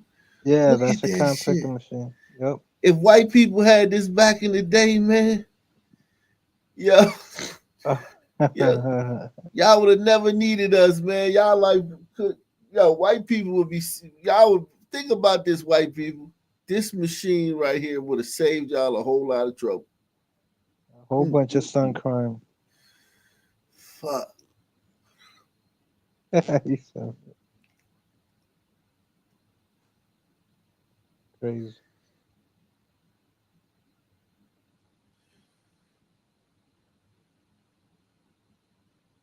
Damn. The fuck And is they're that? doing that like from 5 in the morning type shit. Like that's not like 9 to 5. That's early till nighttime type Sun shit. up to sundown. Yeah, literally. I know people who do that. That ain't easy. And they're all like hombritos, either Mexican or from El Salvador or whatever. But they're not illegal In though. That's the Atlantis. funny part.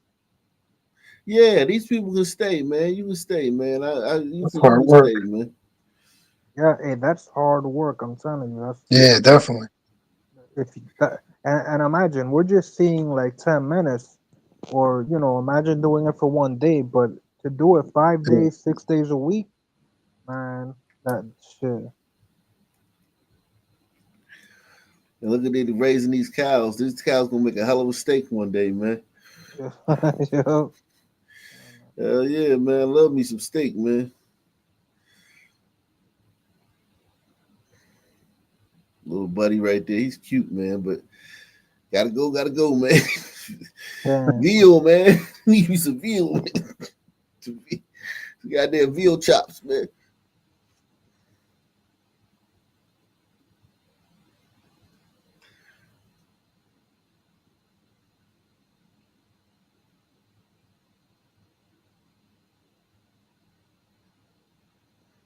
Wow.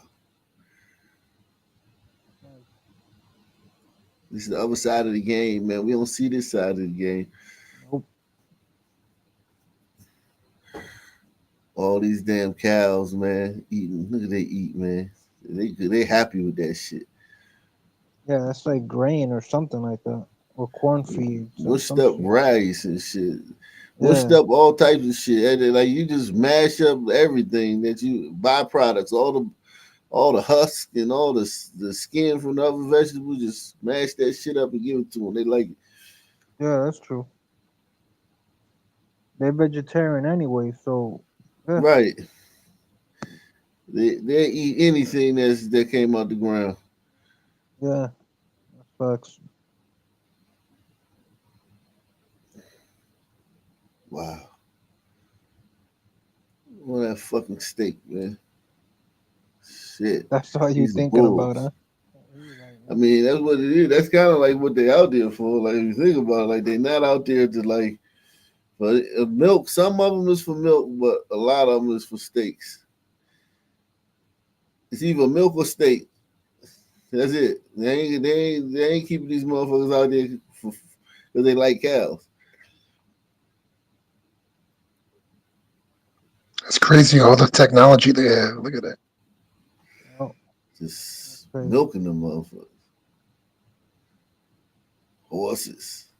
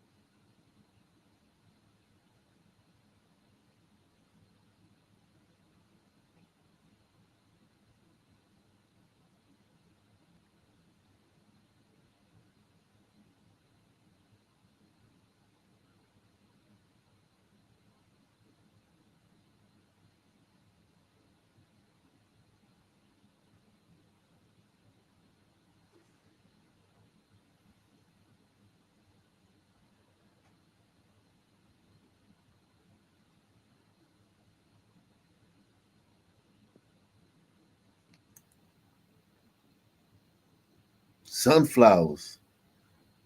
Oh, look Dang, at they that. picking. Wow. Yeah, this some Discovery Channel stuff right here. Yeah, let these motherfuckers stay. These motherfuckers, we need y'all, man. We need these Yeah, people, for man. real.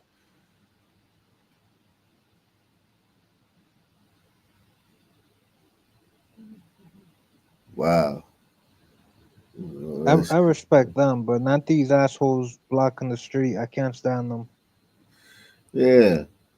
Like if you go here and you just lock a bunch of motherfuckers up, unless they're a criminal. Now, if it's a criminal over here, go get his ass. You know what I'm saying? Like if one just be like, hey man, we heard one of your workers was a criminal, man. We need you to turn him over to us, man. Tell Paco to come. Tell Paco you gotta talk Huh. to him. Yeah, and Call tell him in from Juan the we gotta field. talk to him too. Yeah. Shit, you work these jobs, you don't have time to do crime. Man, Yeah, for Right. real. you be tired. Yeah, for real. You gonna be too tired to be doing some sun shit. Like hell no. You want to go home after this and just shower and that's it. Well, you can drunk drive on your way home. Oh, Stop yeah, at that's stop get true. some beers, That's true. drink, get behind the Yeah, wheel. These motherfuckers killing people like shit. They'll rape some woman and shit, rape one of your coworkers and shit. that Shit, does these happen. motherfuckers commit crime. No, that's true. That's true. I've heard of people leaving this and they go and buy some Modelos and they get drunk and drive and they kill people. So that is true. Yeah, man. What's Uh, going so on, man? What do you guys? What are your thoughts on this, man? Oh yeah, so yeah, like and so with the whole farming stuff, like I'm where I live at right now. I mean, got farms all around, mainly grow cotton out, but the farms that I see, it's a whole bunch of white people that work on it You themselves. breaking up, bro. You breaking up like crazy, bro. yeah, can't hear you, bro. Yeah, I said leave them in there until we get the humanoid robots in there, which is probably maybe a decade away. Mm. Oh, But the that's humanoid crazy. robots not gonna have to touch. Like they're gonna bruise the fruit. Those little soft little fucking ombre hands, man. You ever shake one of their hands? Their hands are so little. It's like a fucking shaking a little kid's hand, man. You That's said perfect that. for grabbing fruit and shit, man. True. Yeah, but that's coming from a Sun man. Like I'm a Patel, so their hands are like kind of like same as ours. So it's like it's normal for Oh. us. And by the way, besides the South Americans coming here, number 2 and number 3 coming here illegally are Tigers and Patels. What the Patels do is they get a trip, they make a trip out to Mexico and then walk the desert Yep. over here to get in, and they instantly seek asylum by saying that they're a persecuted religious minority back in Sikh, they're India. Sikh or Yeah, Tamil. yeah. No, I mean they could be anything, to be honest with you, because they know like these people don't really care about that as long as they say they're a religious persecuted minority. But that's That's over one of the with, main right? things that they use. That's all They're not over doing with Yeah, that no though. more, right? yeah. Nah. Yeah, fuck all that. Because Yeah. I know Sikhs and I know Tamils, real Tamils and shit. Like the motherfuckers over there fighting, man.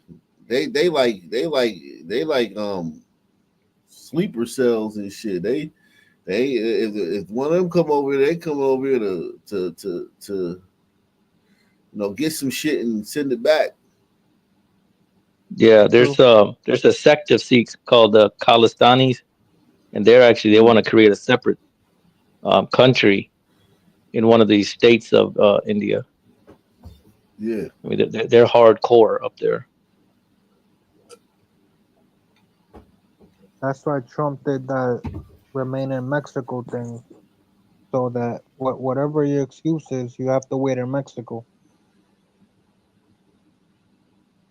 Yeah, that was a great idea right there.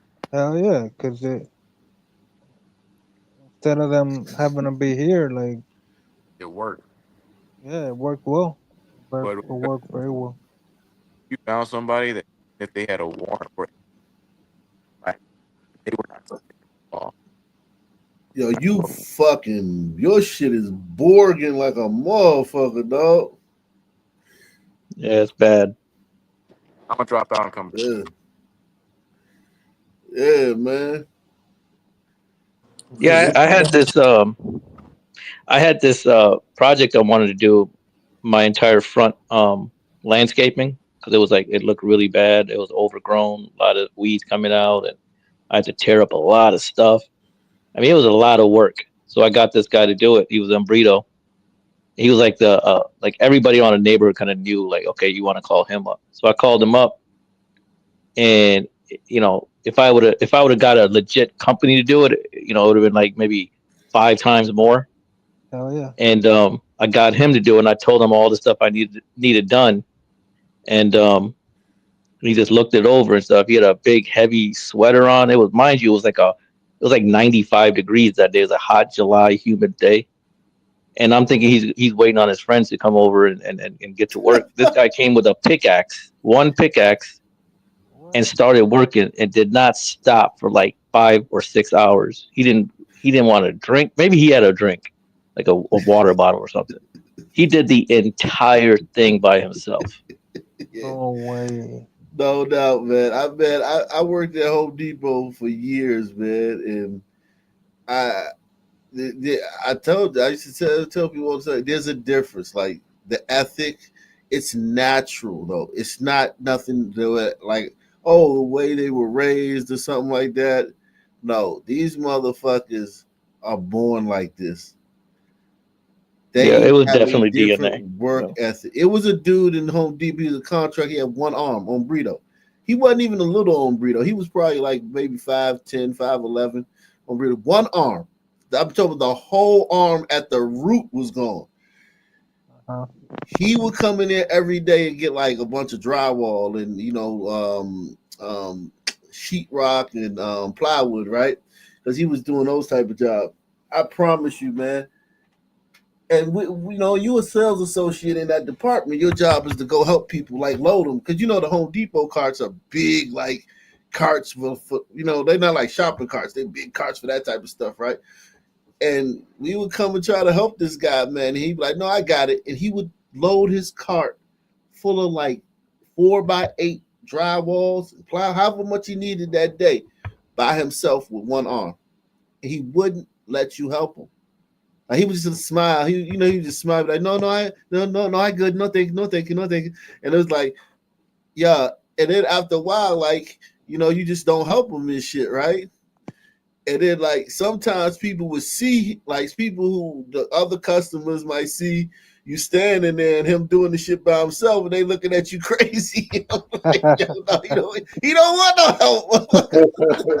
They looking at you like, man, you an asshole, man. Right, like you a straight up asshole, man. Like, nah, man, he don't want no help, man. He's got to come in today, man. You just here for you just here today because you fucking got a leaky sick or some shit, man. This dude here every day, man.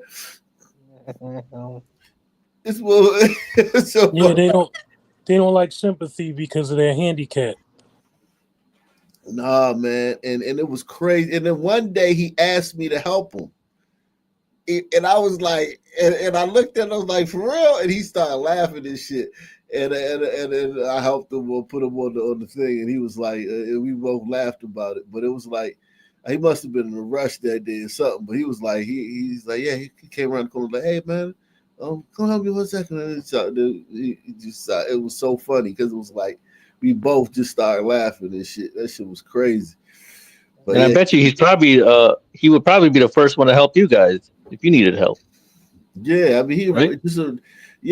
I mean all of them, all the Hombritos, man, real men. Like they like real men and shit. They got character and shit. I will give them that. Those type of ones, even the ones in the street got more character than black gangbangers. Like the Hombrito gangbangers, they got more character and morals than the black gangbangers. Principles, not morals. I say principles. And you know what I'm saying, character and principles. Okay. You know what I'm saying, but it's not like nothing that it's natural. You know what I'm saying? Like you can't really give them credit for it because it's just the way they are. Yes. One other thing is that I did hire a company, a legit company, to do my backyard though, and they came in with like 5 or 6 people, came in with a freaking backhoe and stuff like that.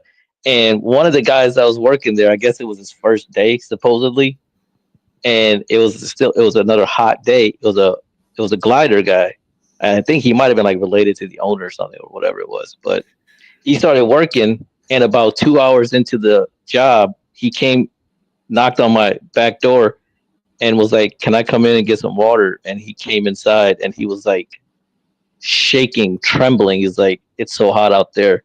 He couldn't do it, and he was shaking and trembling. And I had to give him water. He was like, "Can you tell whoever the main guy was?" He was like, "I'm about to pass out and stuff." So like he was unable to do it, and I told the guy, I was like, "Hey But man, that's heat stroke, there's bro. a That's like heat stress. yeah," but I mean, it was just like. I told the guy, right? I was like, "Hey, man, there's a guy in my house. He's about to pass out." And he's like, "Did you give him some water?" I was like, "Yeah." He was like, "Oh, he'll be all right. This is his last day anyway." right. Like he didn't. It wasn't no emergency. It wasn't no Yeah. big deal. Yeah. Like, yo, your dude might die on the job, yo. You gotta get this motherfucker. Yeah, he might just die. You could die from a heat stroke. That ain't no joke. Yeah, he was almost up out of there, bro. When you start shivering, bro. Oh yeah. Yeah, nah, When you could die. When I moved from DC up here to Pennsylvania, I mean we had to move everything, right? So from our storage thing and our apartment, right? So and they had a big ass truck, and that shit cost like thousands of dollars, right? Because moving like from other states for some reason it costs like you gotta whatever. But anyway, this dude came and he had a big ass truck. I think he had like probably like a 25-foot truck or 30-foot truck. I don't know, but it was whatever it was. And he pulled up by himself, right? And he was looking at him like, okay. And he was, getting all the information from us and what we needed, signed the paperwork. And then he left and he came back with 2 hombritos, right?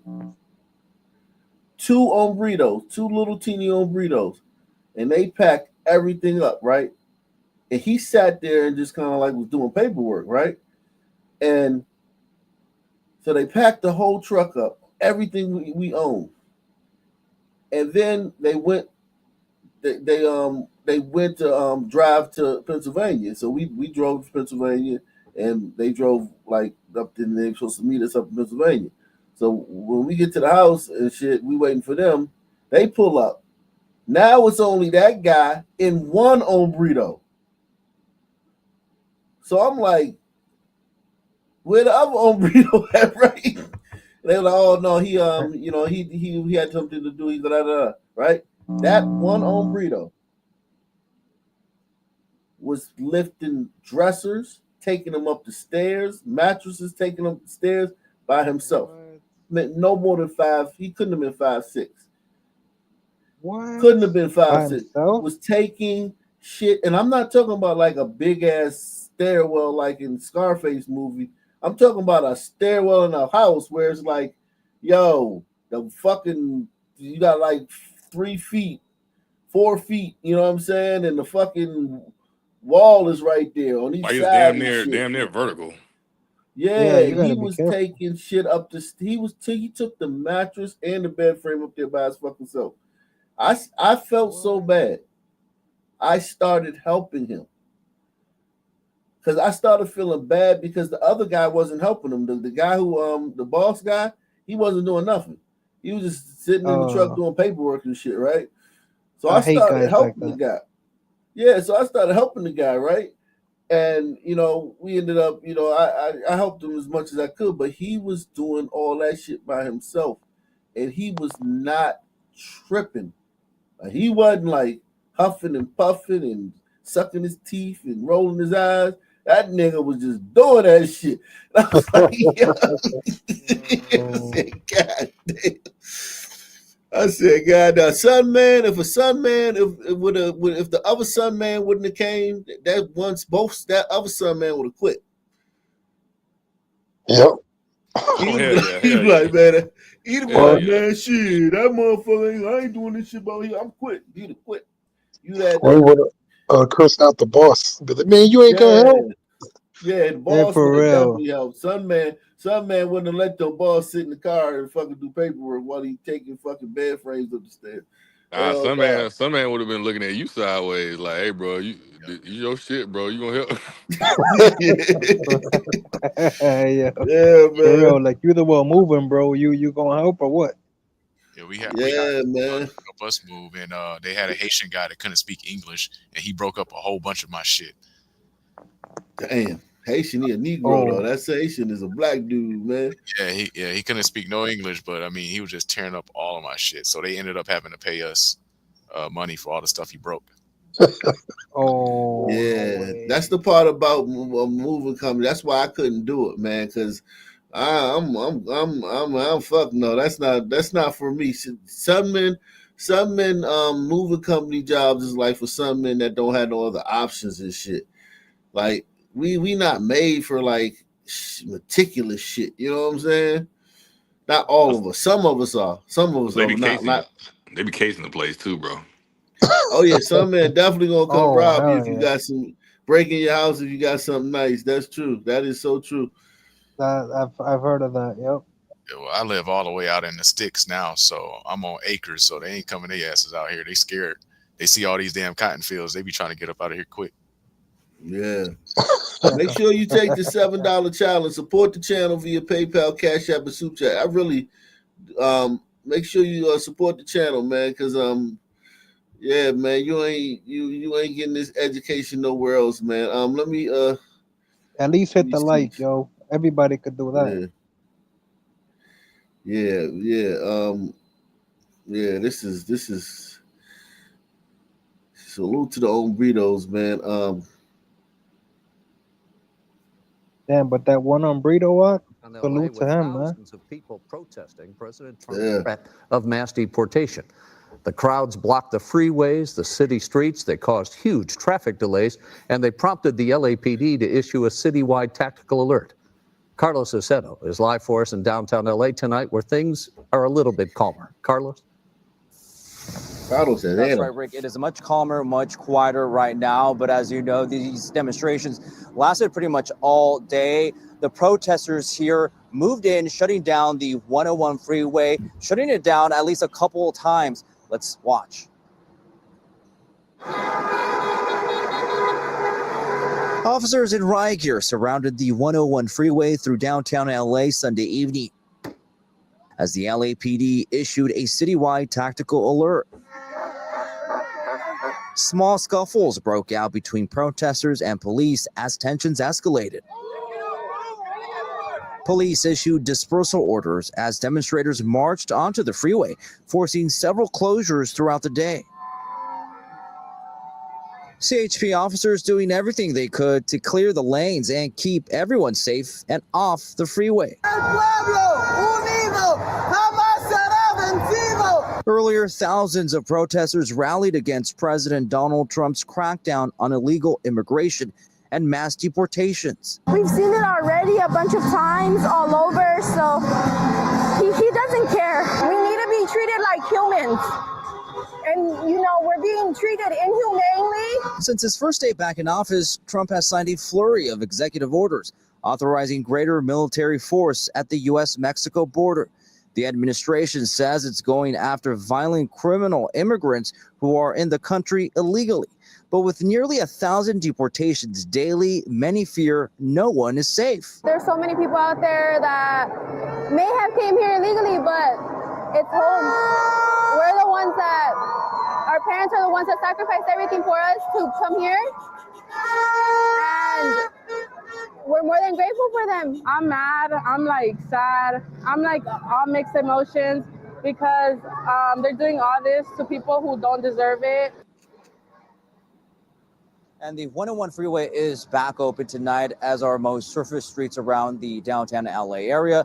No word on any arrests. We're live tonight in downtown LA. So nobody got arrested. All that shit. What Yo, the for fuck? real. All that bullshit, all that traffic jam, all that fucking the accidents they caused, and nobody got arrested. Yo, that's a joke. That's because they're newer into the police departments. They're telling them not to make any arrests. Yeah. Like I said, That's down here in facts. Georgia, it was different. When they did that down here in Georgia, GSP and all of them, they snatched their asses up, got their ass up out of there real quick. They tried that shit in Florida and Tampa, and that shit went bad real quick because the state troopers, when they were blocking the road, they just stopped their cars and started arresting people. They didn't ask them no questions, no anything. They just arrested them on the spot. Like, you out. I mean, they also their case would be a little stronger if they were like waving American flags, saying like, "Hey, we're here. We love America. We want to stay. We're Americans." I didn't see one American flag there. So what they're trying to do is just like Trump changed the Gulf of Mexico to the Gulf of America, they're trying to change the United States of America to the United States of Mexico. Yeah, exactly. Not only did I see not one American flag, but what happened to the Black and Brown coalition? Where's all the sons supporting them? I don't see any sons out there. I don't see any Sons ain't like. going out there, man. Yeah, they're not going out there. We all know that. A lot of the Sons sons got want their to own go. issues, man. They got warrants. Sons got They ain't their trying to own go out there. issues. And plus, Sons, it's a lot of tension between Sons and Ombritos out there. Sons is kind of happy because the Ombritos be giving Sons hell out there in Cali, man. Yeah, Hell that's yeah, true. no, that's true. That's true. There's a lot of tension between like black gangs and Umbrito gangs. So nah, the Sons aren't gonna go out there and help them. So there's really no Black and Brown coalition. That's just a bunch of Nah, bullshit. that's all right? bullshit. Yeah, that's all bullshit. That's white people, white liberals just like they forced that and they just made it something. And it's like the only people who think that are on college campuses or like got degrees. Like nobody outside of those places thinks that they know Mexicans don't like black people, and they know black people ain't too hot about Mexicans. Everybody, like in the real world knows that. That was just for the 2020 campaign. Nah, they've been doing that. Democrats been doing that for a long time. Minorities, they used to call it minorities and shit. Yeah. Now they call it black and BIPOC. You know, they've been doing that shit for years, trying to lump us all together. Yep. That's why minorities voted tonight, a young 50% Democrat or more. Man. New tonight, a young Milwaukee mother is shot and killed just 2 weeks shy of her 18th birthday. Fox 6's Bria Jones live in the newsroom. And Bria, I know you spoke with her family. Police are still searching for the shooter. That's right. Milwaukee police have not said whether they know who they're looking for. Tonight, loved ones say they are now focused on loving the 6-month-old daughter she leaves behind. Demetrius James and Anisha Saunders are keeping their 6-month-old grandbaby, Gisela, close by. This is part of my daughter. That's what I got left. Her face reminding them of their daughter, 17-year-old Zaniyah Booker. Milwaukee police say Booker was shot and killed Wednesday near 28th and Atkinson. With me seeing no ambulance, like I kind of knew. So it was rough. Detectives haven't said what led to the shooting, only that they're still seeking the suspect. Family telling Fox 6 Booker was with her child's father. They're still waiting to find out what happened. So she was with the child father in custody. Is he giving information? Is he on the run? Where is he? Because 99 times out of 100 is his ass did it. When a woman get killed, it's the fucking nigga. It's something domestic related. Like when we get women who go to the hospital who've been beaten, 9 times out of 10 is domestic. It's never like a random event. It's like a husband, a boyfriend, something like that. Emotions, lost, hurt, broken, sad, confused, everything. Booker was a junior at Shalom High School. Her parents say she had dreams of becoming a beautician or working in law enforcement. She was goofy, funny. She looks different in every fucking picture, man. Yeah. That's crazy. She looked like literally a different person in every picture. Yo, that's true, Rock. Lost, hurt, broken, sad, confused, everything. Booker was a junior at Shalom High School. Her parents say she had dreams of becoming a Yo, that's her too. That's her.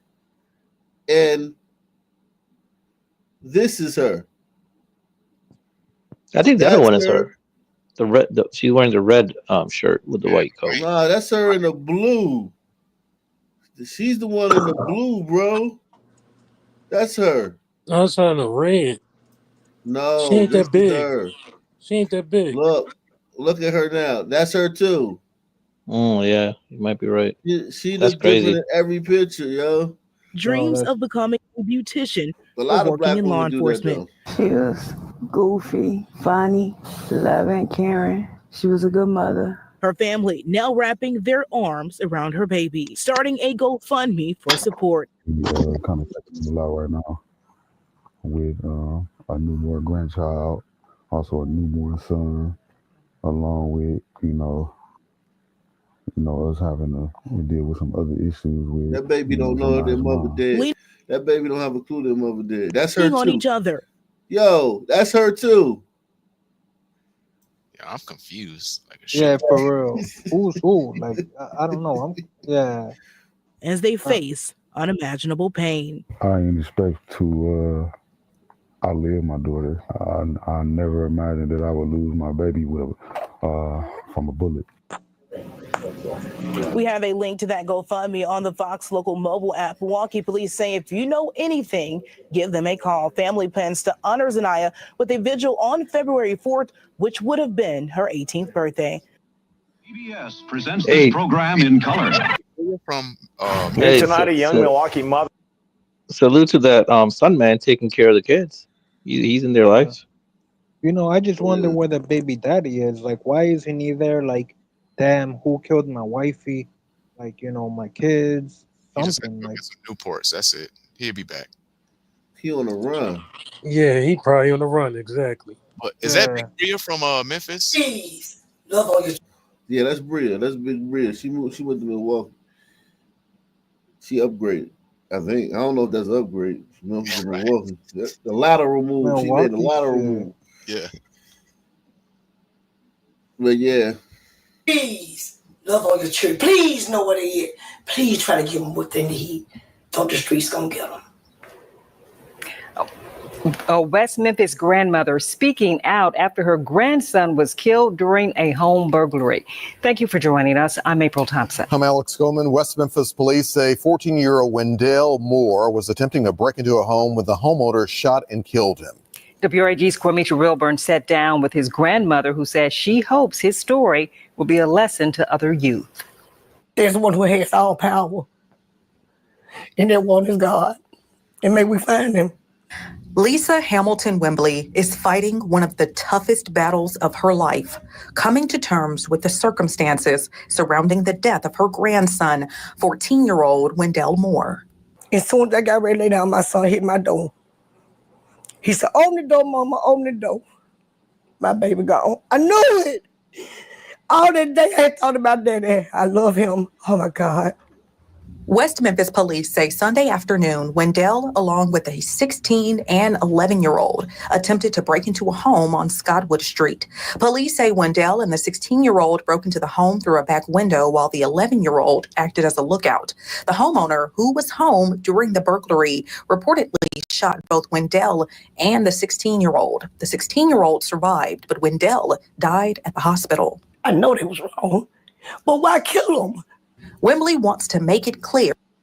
Because they were breaking into that, and a lot of times you're just shooting somebody. Like somebody's breaking in your house, you get your gun, they climbing through your window and shit. And it's some 16-year-old son, man, probably like 6'7", standing right there and shit. You shoot his ass. Exactly, I'm putting him down.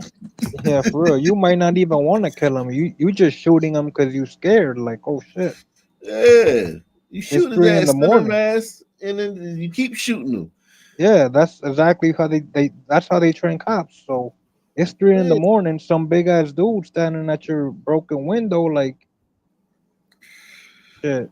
Can't blame him. I think she knows, though. I mean, do you think she knows, like deep down inside? This was the first time. She gets This was the first time he ever got in trouble. Was breaking into a home. He'd never been in trouble. Right. I doubt that. He was an ace. He was a straight A student. He was in the Glee Club and Junior ROTCs, and this was his first crime ever.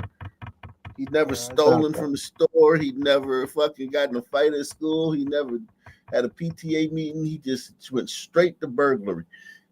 Yo, that people upgrade when it comes to crime, so it's rare to go from 0 to 100. This guy, that nigga was a thug, and he's gone, and it's terrible, man. Window while the 11-year-old acted as a lookout. The homeowner, who was home during the burglary, reportedly shot both Wendell and the 16-year-old. The 16-year-old survived, but Wendell died at the hospital. I know they was wrong, but why kill him? Wembley wants to make it clear that she is not condoning or justifying what her grandson is accused of doing. Sadly, she says he was heading down a dark path. And I hate to ask this, would you say you may have seen this coming? Yes, ma'am.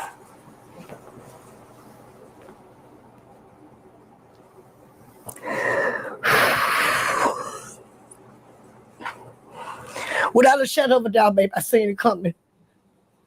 I seen it coming. Wembley says her grandson hung out with the wrong crowd and was involved in other criminal activities. She says she desperately tried to persuade him to move in a more positive direction. Oh, he was the sweetest thing you would ever want to see.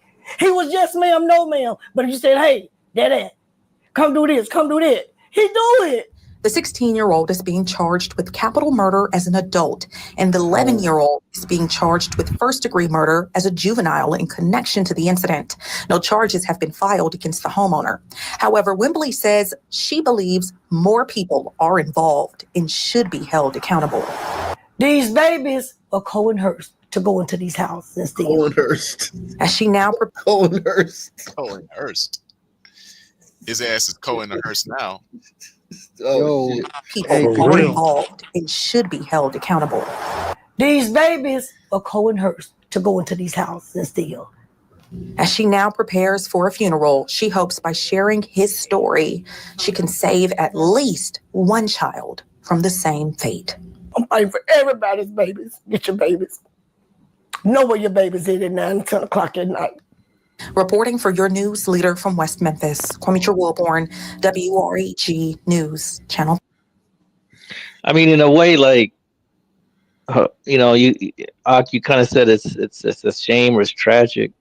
I mean, but is it though? Like, most likely somebody got saved from being carjacked and shot by this kid and then killed, and he would be out in 7 years because he's a juvenile. Without a doubt. Without a doubt. Yeah. Without a doubt. Yo, that 16-year-old kid, you imagine you get shot and then your friend dies and now you're being told you get in charge of capital murder. So not only do you get shot, but now you facing capital murder charges, man. That's tough. Yep. It's a good message to send to the youth, though. Yeah, that is. No, Yeah, I agree with it it. That's tough. 11 with murder. Please, love on the tree, please. I'm gonna show you a picture of him. This is him right here. That's him. He looked like a son, man. If that was climbing through my window, I would have smoked his ass too. I ain't gonna lie. Yeah, me too, man. I'm sorry, but I got family at home. I would smoke them too.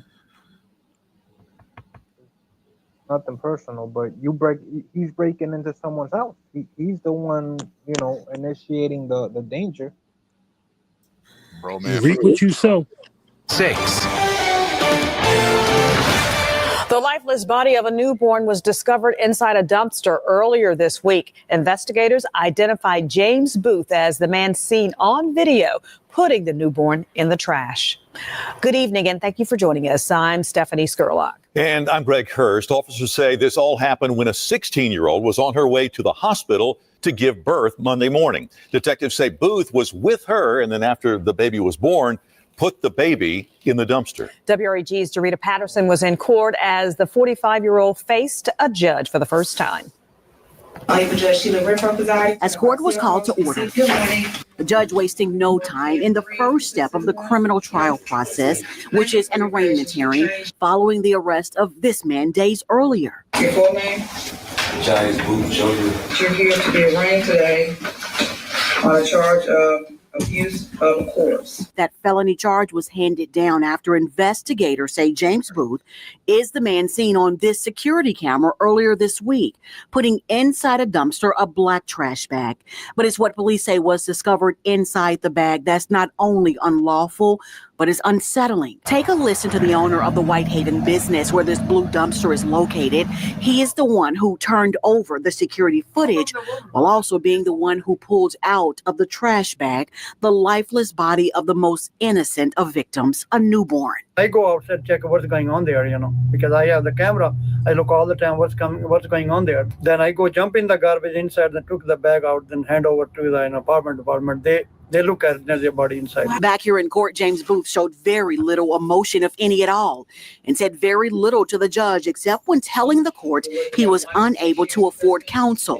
A public defender appointed to the case spoke briefly with his new client before the 45-year-old was escorted back into lockup. The judge telling Booth he could spend 1 to 6 years in prison if convicted. For now, he's being held on a $250,000 bond. That bond, by the way, is set for review tomorrow. Reporting for your news leader inside the CJC, Dorita Patterson, WREG, News Channel 3. And court records say the 16-year-old admitted to being in a relationship with James. He had a baby with a 16-year-old and put it in the dumpster. Was the baby dead before he put it in the dumpster? Yeah, I think that's why they charged him with something with a Booth for 3 years. Your news leader dug into his criminal history and he's been sleeping with that 16-year-old for 3 years. What? Wow. So since he's been 13, he's been sleeping with her. So where's the molestation charges at as well? Yeah, bro, some Probably rape charges. Probably coming down the pipe. He did a 25-year sentence for murder in 1994. So he just came home. What?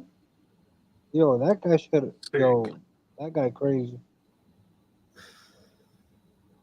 25 years and he already fucking up. Like he didn't get the message. No, Okay, let me not fuck up no more. I just did 25. Wow. And learned back in 1994, he was charged with first-degree murder and sentenced to 25 years in prison. More charges may be forthcoming. Fighting for black farmers. Tomorrow, an advocacy group will go before a federal appeals court judge to plead their case. They're asking the government to expand a program that paid billions to black farmers. Meanwhile, several farmers turned to chief consumer investigators Annetta Lowe, saying the very same group misled them about the money.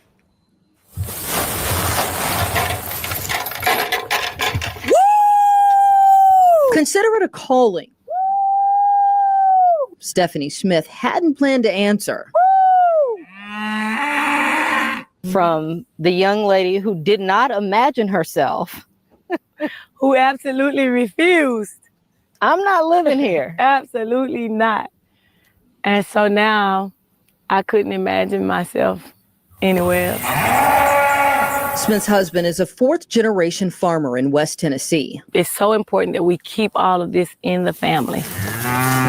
But carrying on that legacy, caring for cattle on 50-plus acres isn't easy or cheap. You have to buy food. You have to make sure that they're warm. You have to make sure that they are healthy. So after being denied government loans in the past, the Smiths decided to apply for the U.S. Department of Agriculture's Discrimination Financial Assistance Program.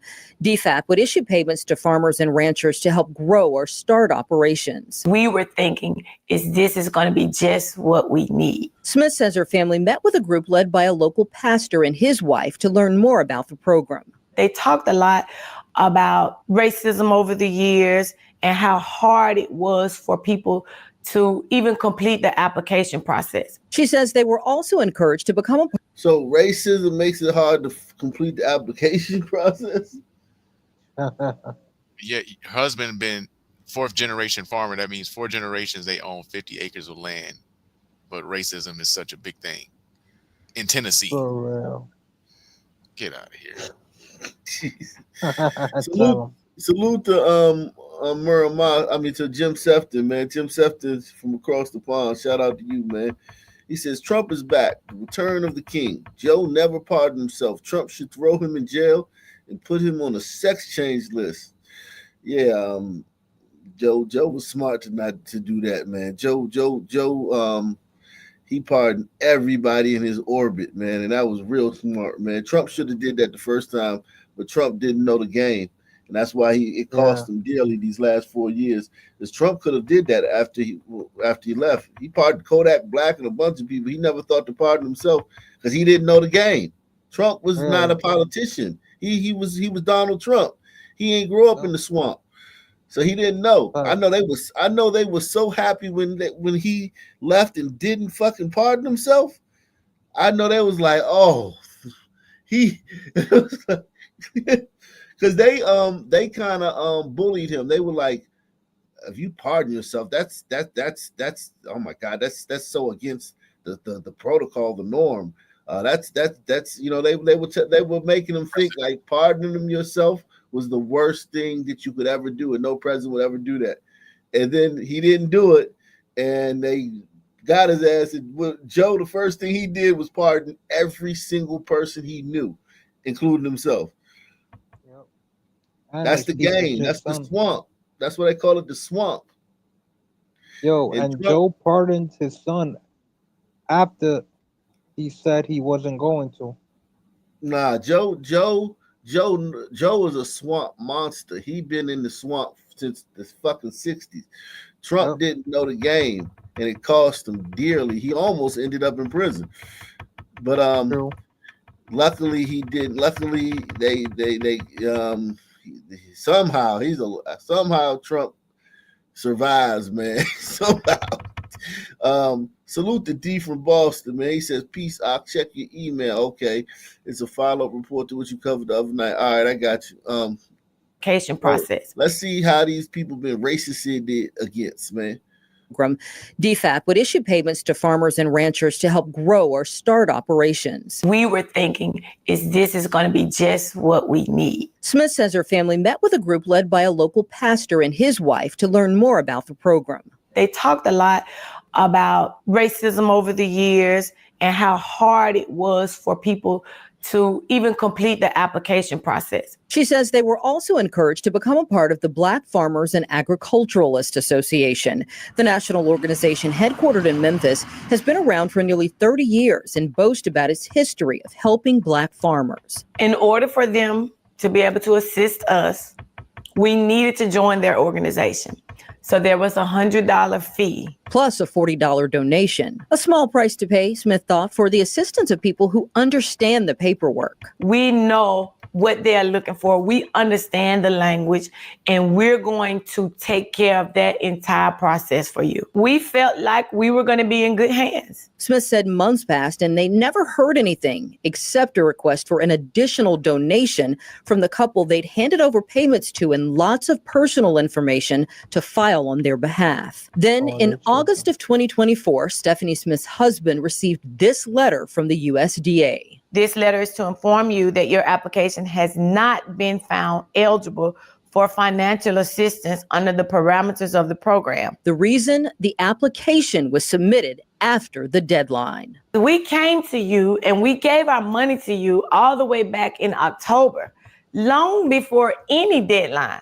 Smith's denial letter is dated August 1st. A day earlier, the USDA announced it issued more than $2 billion in payments to more than 40,000 applicants for its discrimination financial assistance program. Oh, don't worry about that. That letter is a scam.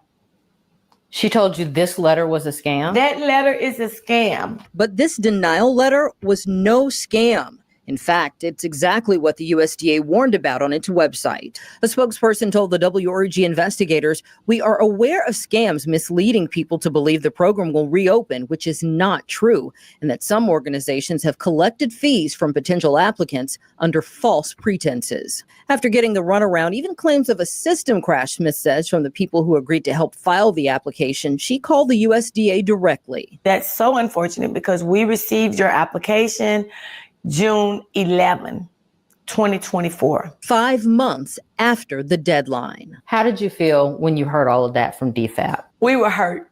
That's no other word. We were hurt. The USDA told News Channel 3 it contracted with several organizations that held free meetings across the country to educate people about its discrimination financial assistance program. The Black Farmers and Agriculturalists Association wasn't one of them. Zanetta Lowe from Channel 3. We tried to speak with James Williams, who Smith says signed them up for BIFA, taking their membership dues and that donation. I'm with Channel 3, and we're working on a story about the program. We've received some complaints from people who said that their applications were not submitted. I had to transfer it on this time.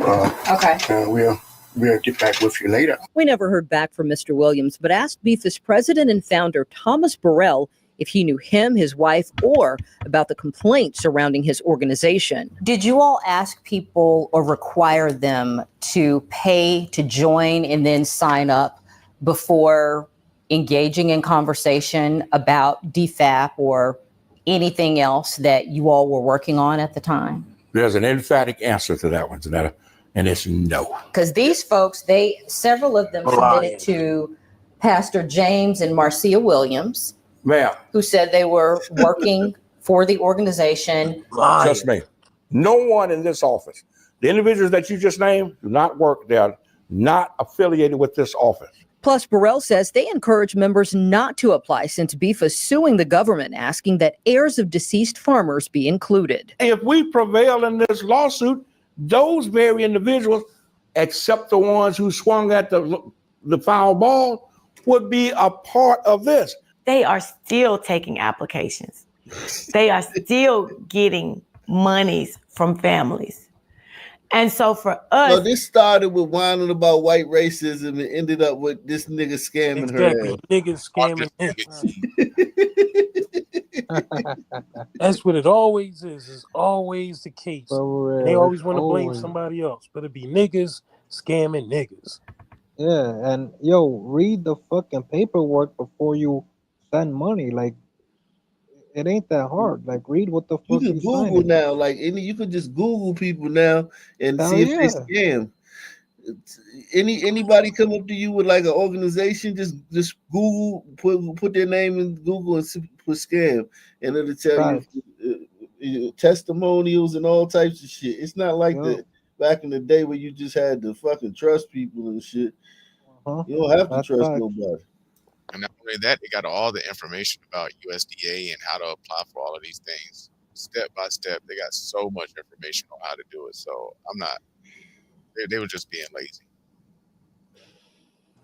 They probably was looking for some Except the sort of ones who shortcut. swung at the foul ball would be a part of this.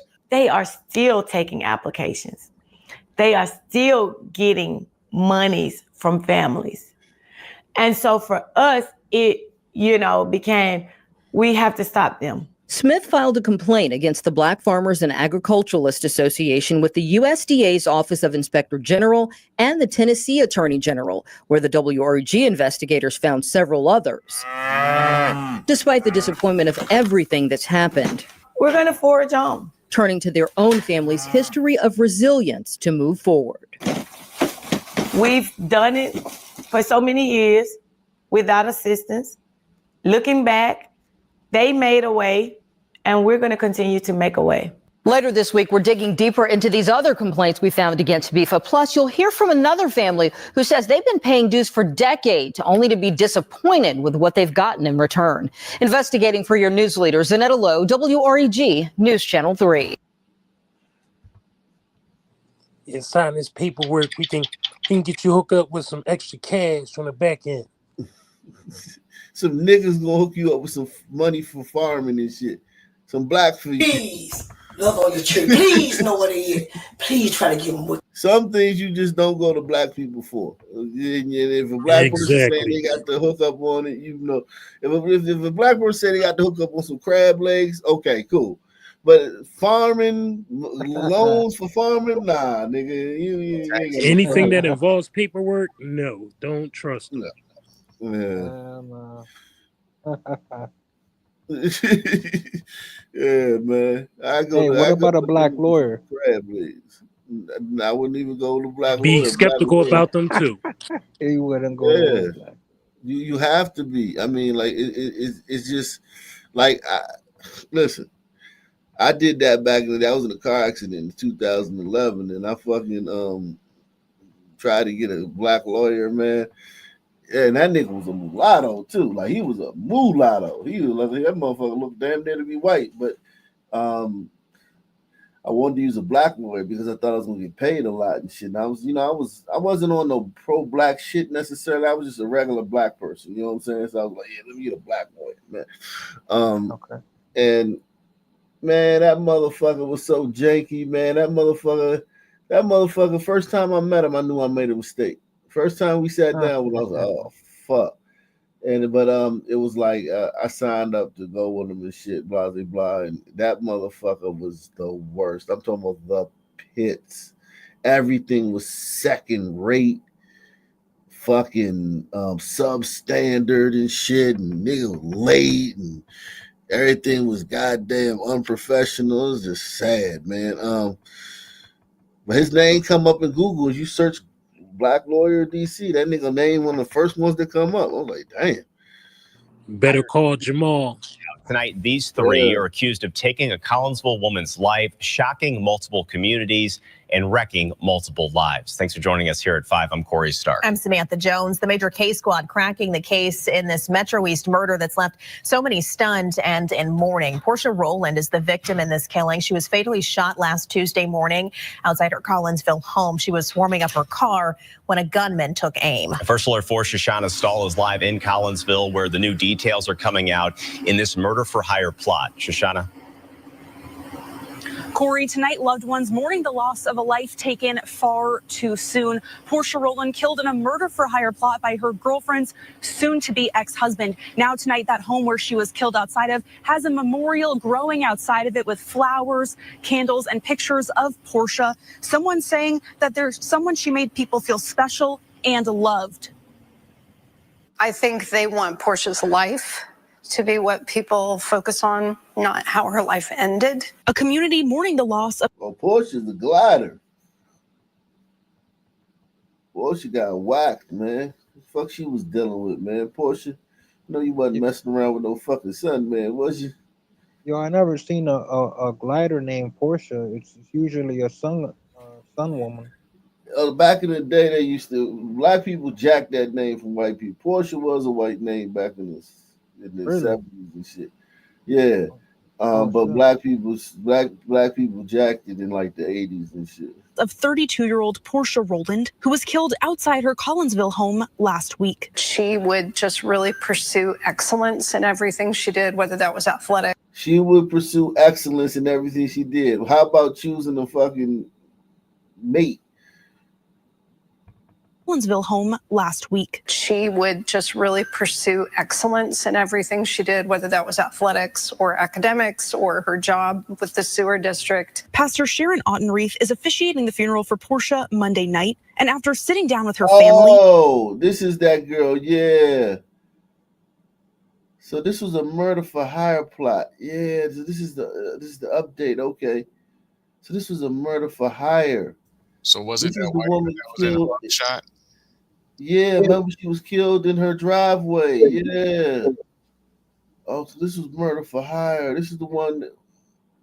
Yeah, you covered the beginning Is of officiating this. the funeral for.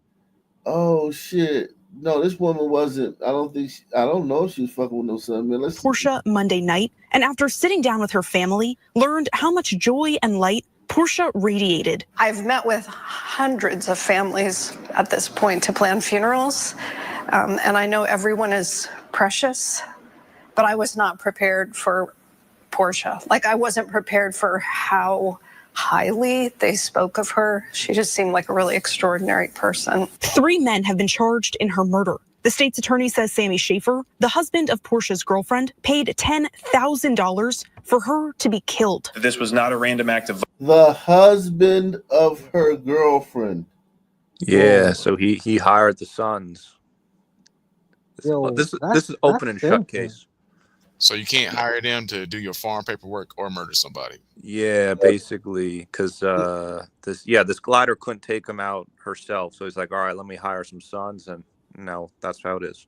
Yo, but what a simp! You gonna whack some girl because she with another girl? Whatever the fuck, but not. Hang on, 10K though. They got 10K for that hit, and they got caught. That's a lot, don't you think, for a son? I feel a son. I'm in the for wrong like line 3K. of work, bro. I'm in the wrong line of work. I'm not whacking nobody for no 10K shit. You willing to risk life in prison for that 10K? Yeah, but a son don't care about that though. Exactly. Yeah, I know. Some men kill people for way less than that, bro. Hell yeah. Way less than that. Yeah, but that's in the hood though. That's if a white dude come along, they're gonna charge him extra. Nah, that's amongst like their little world. Like you can pay a son man $500 to kill somebody, but if you a white dude, it's just like drugs. Like a white dude come to score some crack or some heroin in the hood, he getting a fucking white dude price. Yeah, it's a good point. He's got to pay the glider tax. Yep. Yeah, that's facts. This is wow. Your son men make terrible hitmen, man. Remember the Sopranos? Sopranos, the guy that tried to kill yeah. Tony end up killing him, right? Tony was sitting in his truck and the dude what happened? The son man Tony, shot the other son man. Yep, some man shot the other one, and then he was driving with the other guy, and he hit a car or some shit. Yeah, it's crazy. Yeah. They couldn't even aim right. Jesus. And then the other 2 son men, they got the kid to whack the boss, and then they called up the hit off, and then they killed them. And then they ended up killing the 2 son men after they called the hit off on the boss. They were going to kill. I forgot the name of the boss. They were going to kill. They were Carmine Lupertazzi. Yeah. And then they called it off, so they had to kill the son men because the son men be walking around the street telling them, "Yeah, man, I'm gonna kill." They were gonna brag. Yeah, they had to kill them niggas. They had to because He says Sammy Schaefer, the husband of Portia's girlfriend, paid $10,000 for her to be killed. This was not a random act of violence, but rather this was a calculated and cold-hearted murder for hire scheme based on a personal grievance. The state's attorney wouldn't elaborate on the motive behind this murder. Court documents show Gary Johnson was the one who shot and killed Portia after she went outside to warm up her car that morning. First Alert 4 learned Johnson had been previously convicted for murder in 2000. This man, Marty Shaw, the man who investigators say drove Johnson to commit outside to warm up her car that morning. First Alert 4 learned Johnson had been previously convicted for murder in 2000. This man. So he probably. Yo, that's unbelievable. What? That's unbelievable, dude. Another one. Yo, this guy's a serial killer. Like, what the fuck? Bro, at a certain point, man, we gotta start holding these damn judges and parole officers accountable for this shit. Yeah, this is a racist country that black people can do 2 murders spaced 2 decades apart. I don't know if you covered this story, Og, man, but I saw a story, man, about this dude. He had killed this lady, right? I think he went to prison for like 20, 25 years, right? Got out and then killed her daughter, bro. Yeah. No, he killed this white woman, this rich white woman, and went to jail for it. And her daughter was on some woke shit and started meeting with him and visiting him in jail and telling him about God and shit and forgiving him and shit. And then when he came home, she moved him into her mansion and so he get on his feet, and he killed her. Yo, that's fact. Yo, you covered that, and I couldn't believe it. I'm like, no way. Yeah. I could never forgive no one for doing that to my mom. Whacked I would her. lure him to my house. He I'd be killed like, her. He killed her. You hear me? Like he whacked her shit. I would do that story one day. One day we'll do that story again. But yeah, he whacked her shit. Like I thought you already did. No, I'm saying, but I mean, we'll do it again for the people that didn't get to see it. But man, yeah, there's no way I could forgive anybody for doing that to my mom. Hell no. And the crazy part is, like, her whole family was like telling her, like, yo, like, what the fuck are you doing? Like, this shit is crazy. That's and true. like, yeah, they was really trying to like talk her out of this shit, bro. And then I think he started stealing from her. I guess I don't know if she kicked him out or confronted him, but whatever. She cut him off, and then he cut her off. Yeah, that's the thing with a son, right? Like, if you enter any sort of relationship with them, leaving that relationship is a dangerous proposition. Oh yeah. That's facts. And a son is like, they're kind of like a Pajit, like they're a snake charmer. So they'll be all smiley in the start and all that shit. But like, yeah, man, like if your little fucking white daughter gets into a relationship with one of these things, like when it ends, like your daughter's in danger. That's facts. So send her over here to the Umbritos, well, to me, but. You tell these guys to leave a bar, it's the same shit. Like they just react how their DNA is. Yep, that's facts. Yeah, especially if they've already used to violence, like the violent ones. Yeah, like this is unacceptable. Like this, there's no reason this should happen. That you can have a dude kill someone and then get out. Like that's just unacceptable, man. I know, right? That's the glider system failing here because it's meant for gliders, not for sons. The woke glider system. No.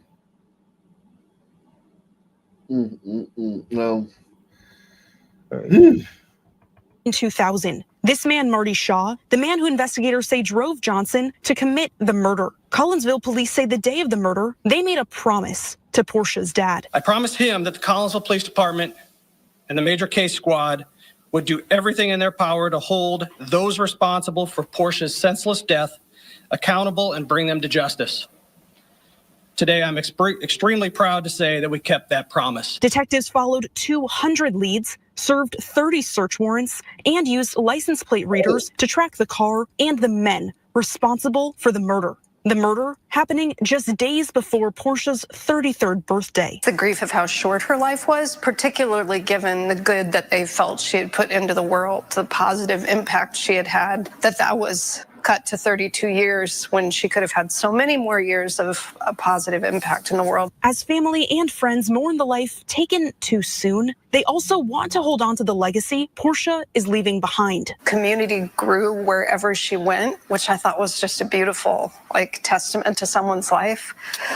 If some of her friends and family members can try to kind of follow that legacy and be that kind of person who builds community and positivity and brings out the best in other people, I think that would be an honor to her life.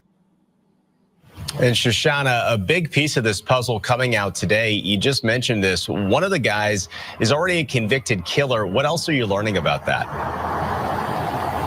Yeah, that's right, Corey. So I asked the Madison County State's Attorney about Gary Johnson and his criminal history, specifically a previous murder conviction from 2000. The state's attorney said that the reason why he wasn't behind bars would require more research and would actually be a question for the Department of Corrections. Take a look at your screen here. These are the details around that murder from the 90s. We know that he was convicted of a 1997 killing. He was 17 years old at the time and killed a 19-year-old. That person was beat and set on fire in East St. Louis.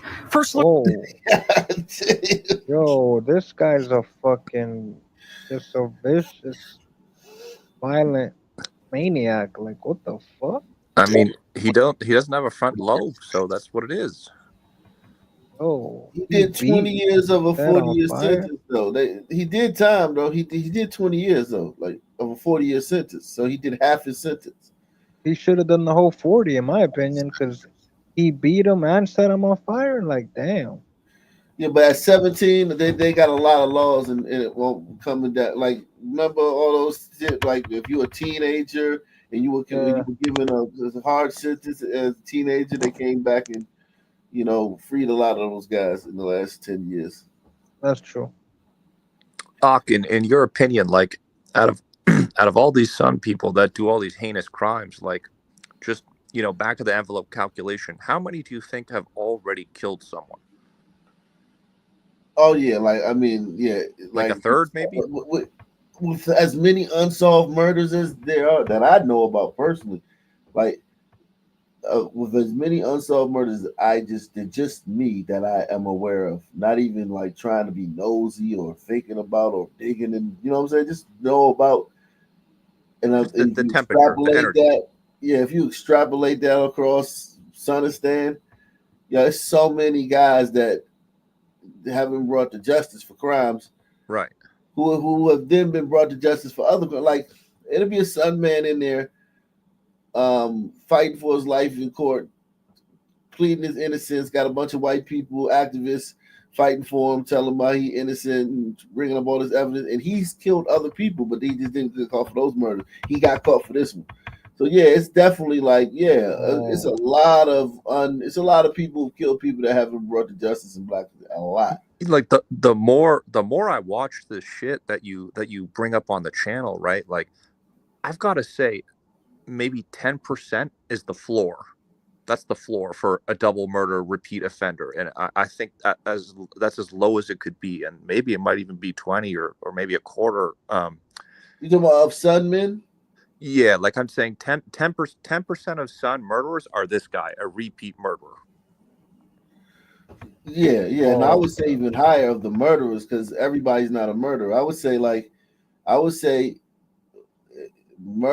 Sun murderers, like gangbangers and street dudes that's on the block and drive-bys and shooting random people, bullets hitting innocent people and killing their ops. When we do those videos about those kids, those rappers and shit, all those rappers in the crew, the dead ones, all of them have a bunch of bodies. That's true. Or at the very least, maimed someone. Yeah, they have multiple bodies. It's so yeah, the killers all. It's rare to find a Sun man killer who that was his first murder. If he went down for it, unless he was very young, like this guy, 17, maybe maybe. But yeah, like most Sunman murderers, they get away with. You get away with it. Like think about it. Like if you living in an environment where crime, where violence is currency, and you've killed somebody and you've gotten away with it, and then you get into a situation, an argument, a dispute, a feud with another Sunman down the line, you're gonna handle that the way that you know what I'm saying. You know how to. Yeah, and I got to imagine like these proto-humans, like they can only become more emboldened after their first body. Exactly. Exactly. The first body is it does make you. It's like it's confidence. Yeah, because You get if you don't girls. go You get down more for it, girls. You get more girls after you kill somebody. You get like your whole sex life changes once you kill somebody, or once you be known as a shooter. Your sex life changes, and that's what men. That's the main thing that men care about. especially sons, right? No, all men. White guys care about getting fucking laid, Yeah, busting but nuts. we White ain't guys gonna. love busting nuts. But Shut up. not so much that like murdering people would be the main driver for our sexual gratification. No, but I mean, your society, you're not really going to be given a status for that in your society. Right. Yeah, no, you're right. Yeah. And so I guess that's more of like a reflection of the Sun woman DNA then, more than anything, right? She's a son too. Yeah. Yeah, because she like the woman will ultimately decide who's gonna fuck her or not, right? Right. So she sets the price for Pookie. I mean, listen, look. If you look at who's mating, who's breeding, you don't even need to think about nothing else. Who breeds? Go to a Yeah. place and see who's breeding. Who was that guy? He passed away. That really popular Kevin Samuels. He really tried to popularize that in the last couple years of his life. Yeah. Go to a place and see who's breeding. And that's it. It ain't no fucking scientists. It don't need no goddamn forensic specialists. Look who's breeding. But And that'll tell you what the women find valuable. And on that note, man, great show, guys, man. Any final thoughts? Yeah, real quick. Yeah, I'm one of those radical, crazy guys that believes in the globe and moon landing. But last night was so entertaining seeing Jimmy have like a nervous breakdown trying to defend NASA, man, because he makes jokes. Every other word comes out of his mouth is something sarcastic, and listening to him just like so into it, it was so funny, man. Really enjoyed it. Yeah, we had him on the ropes. We're gonna get into some NASA. Maybe we'll get some NASA tomorrow, man. I got a video I wanted to show you. Great show with y'all, man, though. I hope y'all have a good night.